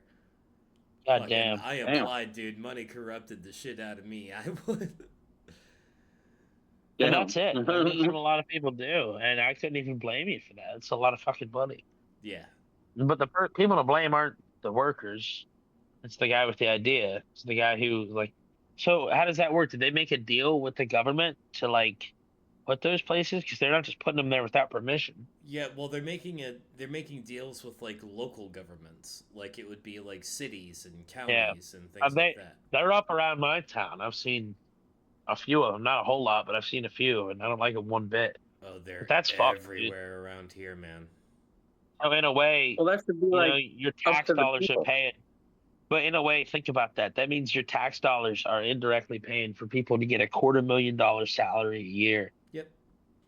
Put up cameras. That's what that means. That's how, Right. and that's the scary thing is, and we've talked about it sometimes in here. The scary thing to me is how socialism and communism is like catching on. It's like the cool thing we need to do, when in reality, that would make everything worse, and it has made everything worse. And I get it, because people are looking at the world right now like, look, if we have all this fucking money to give to immigrants and all these other countries and everything else, like, why don't we fucking give it to Americans at least? If everything's going to hell, we might as well get a cut. And I kind of get that mentality, but like at the same time, look at every socialist program that's been introduced, from the Federal Reserve onto Social Security onto everything on upward. It's made the economy worse. All these socialized wars has made the economy worse. Obamacare has made the economy worse. Like, the more socialism we have in there, the worse our economy gets. But now we've convinced people that it's capitalism's fault for that. Dude, capitalism created the most prosperous society there was in the 1800s and the early 1900s. Well, And then the further away we went from capitalism, I was just going to say, the problem is the taxes. We pay so many goddamn tax. If you add up all the taxes between sales tax, income tax, property tax, if you got whoever pays that, I don't pay that, but if I did, I mean, that's a real thing, and that impacts, in a way, we all pay it because that's rent. That gets passed down in rent. The issue with that is that the terms socialism and capitalism are so fucking ill-defined that it's not even productive to have a conversation about it anymore. Like, I disagree, but I mean, I'll be clear on what I mean, though. Like, I'm even gonna just make my point: the taxes. Like, if you add it all up, I bet the average person pays more than half of what they earn in taxes. There's no way it's not, because you already pay like 30-something% on just income tax alone, I feel like. So, or 20-something% at least. It's a ton of money. You ever look at your pay stub and how much goes to taxes? It's a fuck ton of money, dude. Like, and then you add up sales tax. Sales tax is 7-point-something%. How long does it take before that's over half of what you earn? It's probably not that long. And dude, think of what our country was founded on. Getting taxed over tea, and that's nothing compared to the taxes we pay now. Like, our founding fathers are rolling in our grave. If we want to help the average person, it's not by taxing the rich. If you took every single penny, every billionaire on this earth, or at least every billionaire in this country, then you would fund the government for just over a year. Somebody did the math on this. I saw, if you added it up, every billionaire in this country has like $8 trillion. Our government spends $7 trillion a year. It's something like that. And so, like, it's not overtaxing the rich. That's not going to help anything. You got to lower taxes on everybody and shrink the size of this fucking bloated government. Think of how many government jobs there are that just don't need to exist, that make things worse. So many. Yeah. Oh yeah. I think a large part of that, there's also like, how many trillions of dollars of like Pentagon black budget that goes to God knows what. Like, if all absolutely, if all the government did, if the government's two singular functions actually, were to just protect the country, just enough of a military force to make sure that, no one tries to fuck with us, which the Second Amendment alone is more than enough for that. And then the second function is just making sure that no one slips through the cracks. Like, no one in America dies from starvation or from some easily preventable illness. Like, if that's all that was happening, we didn't have all of the spying, the huge budget, the foreign I agree aid. that's the goal. And you're probably never going to get to absolute zero with that. But yeah, we could definitely be at a lot lower number than we are now with it. Yeah. A lot lower number. But I also think the taxes are a problem with that because if I had more money in my bank account and I was actually, if I could, I'm not saying I live super uncomfortably, I'm super bad off or anything like that, but like, I don't have a shit ton of money to throw around. I feel like I mean, make a decent amount of money and I work I work a shit ton of overtime in the summer and shit. Like, you know what I mean? It's just like, I know a lot of people that work a ton of overtime and barely, we're all kind of just barely getting by. Nobody's fucking rich here. The jobs that you would be rich, like not rich, but like pretty well off, like not 20, 30 years ago. You would have a house, you would own a house, you'd go on vacation once a year. Yeah. You'd have no problem supporting a family even if the wife didn't work. Like you can't do that anymore. And so if I had more money in my bank account, I'd be more willing to just give money to the homeless people. But no, what do the taxes go to? An organization that helps the homeless people. Where does that money go to? Nobody fucking knows. Look at California. How much money have they spent on solving the homeless problem in the last 5 or 10 years? It's millions and I think billions, if not trillions of dollars by now. And there's more homeless people than ever. Where's all that money gone? Like, and that's everywhere. Like, there's a shit ton of money that goes to the cause that comes from our taxes and unwillingness, but it just goes to some person in a desk job that just takes him a paycheck for doing fucking nothing. Yeah. Pretty much. There's basically what a lot of these organizations do is they just pay all of the employees to run the organization, and what the organization actually does is they'll go out and hand out like water bottles or blankets, and it's not as if they're giving the money to the homeless people. Like, yeah, here's down payment on. It's enough that they can technically say they're using it towards the homeless, and they're not technically lying from a legal standpoint. But boy, is it not what you thought you were paying for? Right. Mm-hmm. Yeah, it's better to just let them bum the smoke. Yeah, I've said this before too. Yeah, dude, I love giving a homeless guy a smoke. It's one of my favorite activities. But no, fucking, I've heard Rogan say this before, and I agree. If it were, I would almost have no problem paying taxes if it were all on an app and I could select exactly what my dollar amount goes to and track the progress of it and like pick this, like I want this much to go to this, and I'll have this much go to roads and this much go to homeless or whatever, and then I can track every dollar and every place that it goes, and I'd have no problem paying it. But it's never going to be like that because the reason we're taxed isn't to actually, the people in power don't give a fuck about any of that shit. They just want more money and more power. And their friends who helped them get elected, they want more money. So they're going to help them get more money. And so your dollar's going to go to this organization who you didn't even know funded this candidate. Like, it's fucking insane. Oh, yeah. It's all a fucking scheme. It's all stupid shit. And that's where the regulations hurt things too as well. This is what's made me more libertarian over the years. Because the regulations, like, I don't know, just think of some shit like if you have, I don't know, a little grocery store or something, and say some new regulation comes out that you have to have this new license to have a grocery store. And this license, you have to have all your employees go take classes, and the classes are like $15,000 a piece or something. For, you know what I mean?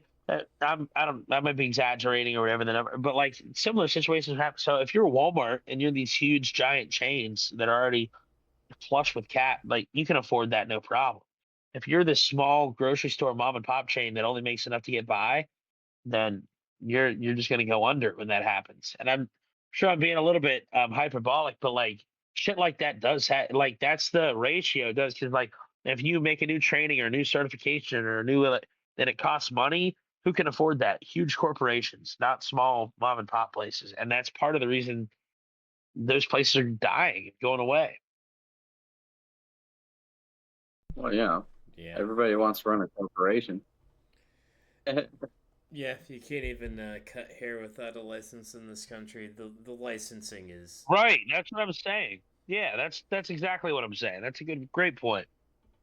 Yeah. It's just crazy to me why. I believe in a law that you have to tell people if you're licensed or not. But if I make the decision to go, hey, it's my buddy, he wants to cut my hair, I don't give a fuck. That's my decision. Yeah. And you can Right. still technically do that, but he couldn't open a barber shop. He should be able to open a barber shop. Just say, hey, I'm not licensed, but come in, we'll chill, I'll give you a cut. Like, who cares? That's my right as a consumer. You shouldn't need a license to go fishing either. It's Yeah, crazy. I agree. I'll just I go and say it completely now. agree with that. Or hunting. Or driving, honestly. I think the Yes. driver's license are useless because the people that They're have them, unconstitutional. it's the same people driving 40 miles an hour in the furthest left lane out of fucking 7. It's Dude, my driving just a cash instructor, grab. he was great. He was the chief of police near where I live, and he was great. Don't get me wrong, but like when he taught us how to pass the cone he taught us how to pass the cone I still can't parallel park for shit. But he was a pretty good instructor. I'm good at driving. It's always drive. But like, how many instructors out there are like just teaching people like this is how you pass this, but not actually teaching people how to drive?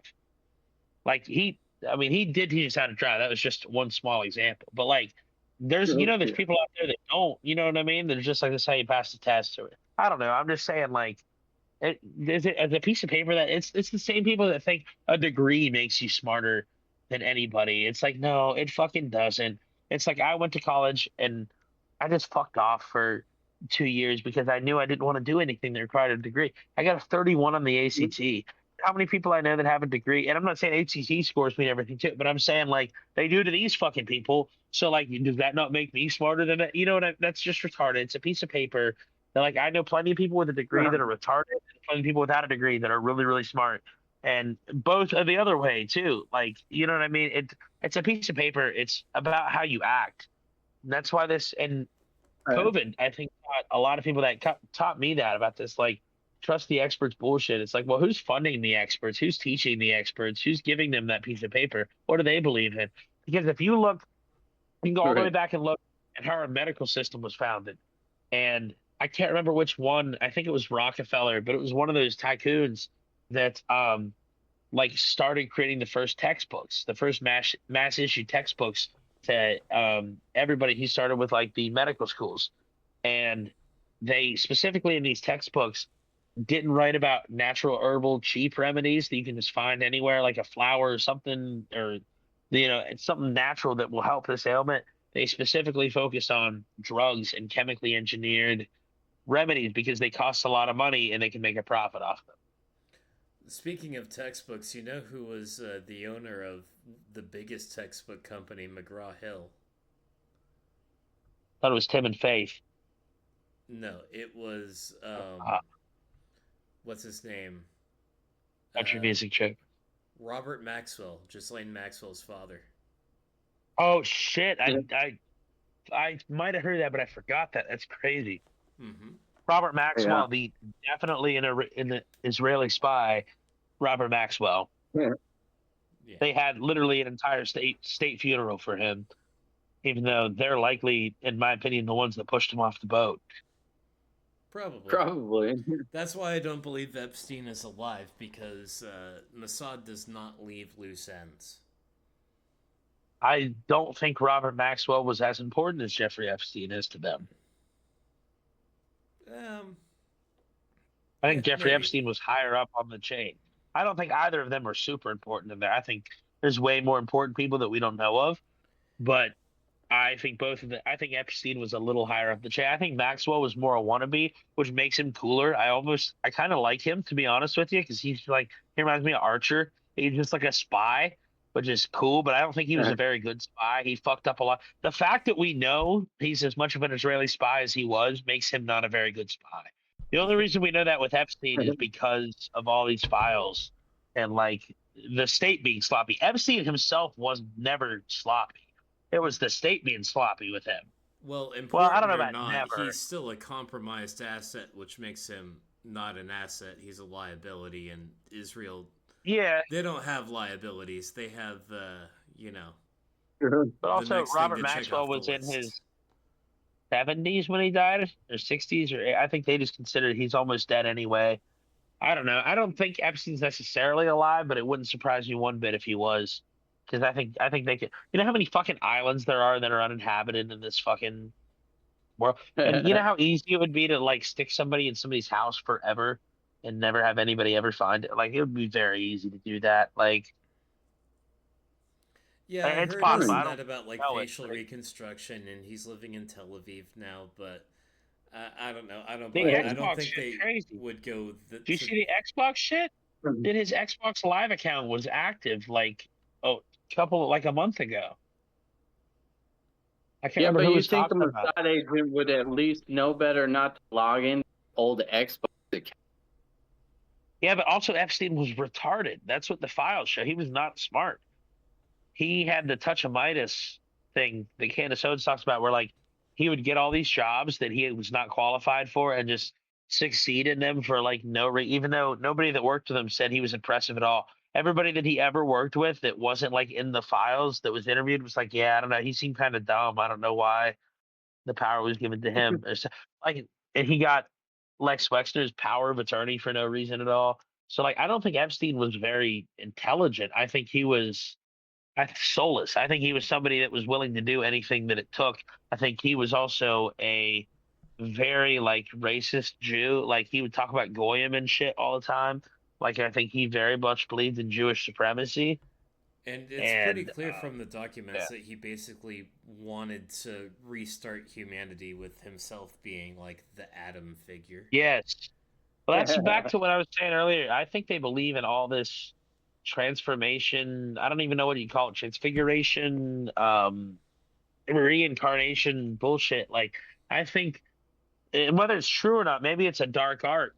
It might be. I don't know. I mean, I believe there's dark forces and like demonic energies that are real, very real, that have influenced leaders in the world and shit. But like, maybe a lot of the shit's just make believe, and they do it.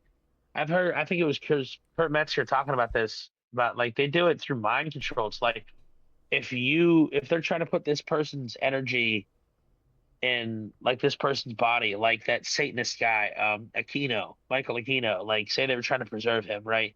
Trying to put this energy in this body.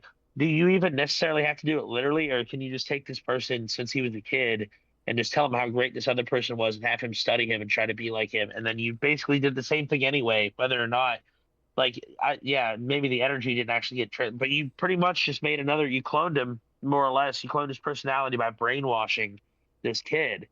And I don't know. I think there is something to that. You look at Macron and all these fucking like Manchurian candidates, Obama, Kushner, who've had intelligence ties since they were children. Like it's just, and they end up in these positions of power. It makes you think it is all Manchurian candidates. They decided we're going to find somebody that's easy to control, and they're going to be the person in position of power. Yeah. All right, I got to think of here. Let's end the cast this way. Short 2-minute stand-up bit. Travis, you want to pull one more thing up for me? All right. James McCann, fool me once. Let's end the cast on this bit. It's like 2 minutes long. All right, let's see. James McCann. And sorry to the viewers that we're gonna work on making you guys able to see this, but it's cool already that we got guests on the CaptchaCast digitally. So, fucking be patient. We'll get it eventually. Calm down, y'all. Calm your tits. Is it this 15-second clip with the donkeys? No, it should be like 2 minutes long. Oh wait, no, hang on. Yeah, it is James 2 minutes. That was an ad. YouTube tricked me. The donkeys, you say. What are you looking at, Travis? I gotta suggest all you viewers at home look up this bit. It is one of my favorite stand-up bits of all time.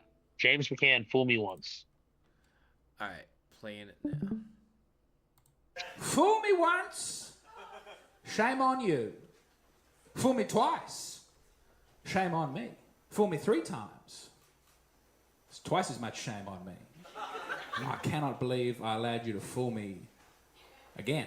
Should definitely learn from the first time not to be fooled. Fool me 4 times, shame back on you. Actually, you are picking on a vulnerable man. Something has obviously gone wrong with me. This is like bullying the kid in a wheelchair at primary school. It's like, bully the fat kid, bully the kid with the limp. 4 times you're going to fool me? Unbelievable. Fool me 5 times, shame on me again. I mean, I'm vulnerable, but at some point you have to take some personal responsibility for crying out loud. I've got 12 of these, they're good for 8. Fool me 6 times. Fool me 6 times, 6 times a fool. And I have lured you into my trap. Pretending to be a fool 6 consecutive times to give you a false sense of security, only to flip it. And now you are the fool, and you have the shame. Fool me 7 times, you saw through my trick. But there's no shame, because I'm getting fooled by the best. Fool me 8 times, and this is no longer a fooling, this is a systematic cruelty. And rather than allocating shame or even looking at you as an individual, I'd like you to unpack the nature of your fooling, remove the fool privilege that you're bringing to the situation, and build a freer world for us all. But fool me 9 times? Well, that's 1 time too many. And I will rise up with all the other members of the Fooletariat to install a dictatorship of the fools and wipe out the people who have been fooling us. But fool me 10 times, the revolution goes awry. Just in a sort of Stalin taking over the USSR type situation. Told you it was only good till 8.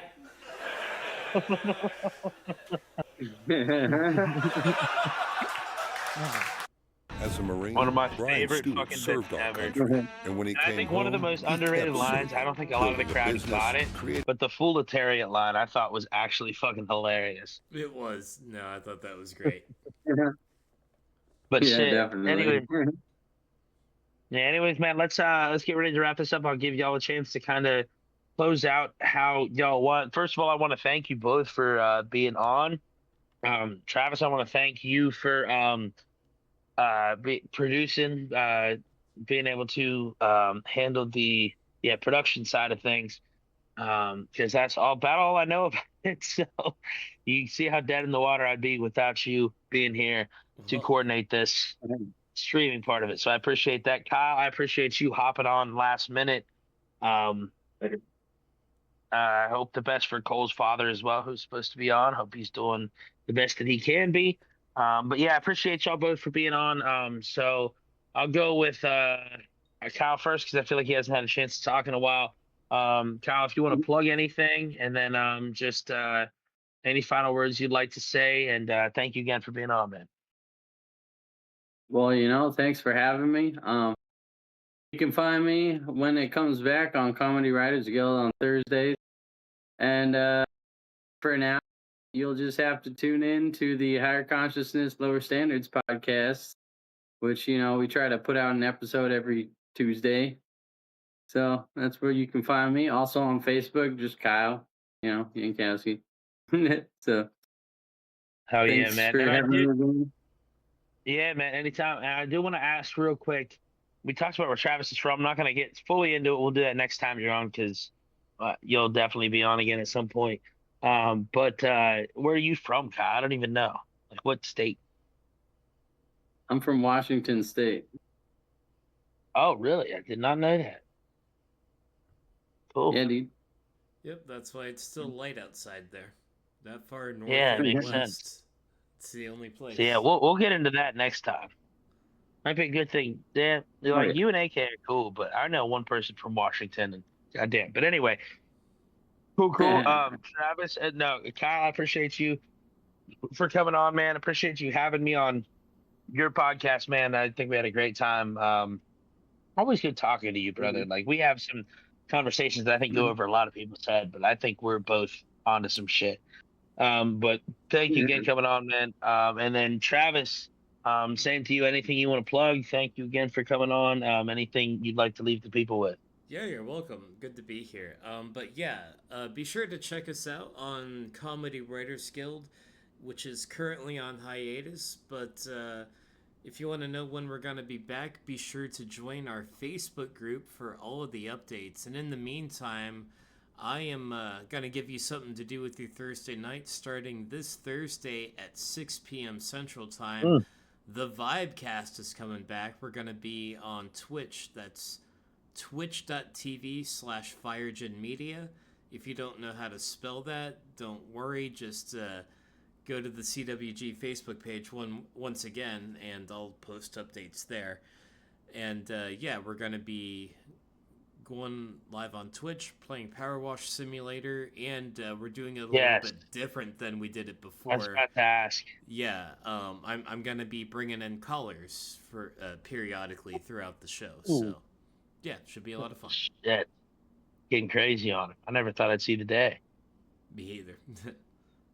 You're like Alabama, and you're like fucking Alabama football team in like the 70s, dude. You're bringing in the colors? That's crazy. Is it crazy? Dude, Shane Gillis has a joke about that. It was Bear Bryant in like 1973 or something like that. It was the first black football player at Alabama University. It's crazy. That's so late. We'd had Men on the Moon for like 4 years. Well, I don't think we can get into that another day. But yeah, dude, 1973 or so. That is crazy. But shit, yeah, I appreciate both you guys for being on, man. I think it was dope cast. We got into some interesting shit. It's a great pod. I was telling people this, talking about being on y'all's podcast the other day about like, did we talk for 3 hours? And I don't remember like a goddamn thing I said. And that's the best podcast because, you know, that means everybody's deep in conversation. Hopefully we watch this back. We don't have to edit too much out. I don't think so, man. I think we talked about some great shit. But I appreciate y'all both for being on. Y'all are both welcome back on anytime. Hopefully we can make this a more regular thing. Travis and I might maybe start getting some things working on Mondays where it's a very chill vibe with it, where it's like, if it happens, it happens. If it don't, it don't. We're going to play it by ear. And I need to get a laptop anyway, so I can start learning how to do this shit myself too. So stay tuned. I will post and I'll keep y'all updated on more CaptchaCast updates in the future for sure. Definitely tune into CWG, man. Shout out to Harmon, man. I hope to have him on the podcast pretty soon, and I hope he is enjoying his little break he's taken. He's given his all to CWG for the better part of like 3 or 4 years, and maybe even longer, dude. Who knows how long he's been thinking about it and developing that plan. So people are impatient right now. I get it. And that's a good sign. That means people love the CWG and they love the podcast. And just be patient. That's all I want to say to everybody. Because like as a creator, I didn't make CWG. It's not my baby, but I've made music for a while, and I gave my all to that. You know, it's tough giving your all to like a dream, and even when it starts and it's kind of going well, you feel like you're the only one that really appreciates it. Like it's a tough thing. I'm not saying that's what he's going through. I haven't talked to him, but I'm just, be patient, everybody. Sorry, I'm rambling on here, but much love to all my viewers, CWG viewers, everybody, man. Everybody who hasn't tuned into CWG, it's a great fucking time. Join the Facebook group if you're a comedy fan. Yeah, man. And thank you guys both for being on, and have a great night, everybody. Much love. Peace and love. All right. Peace and love. Peace. Thanks, everybody. Mm-hmm.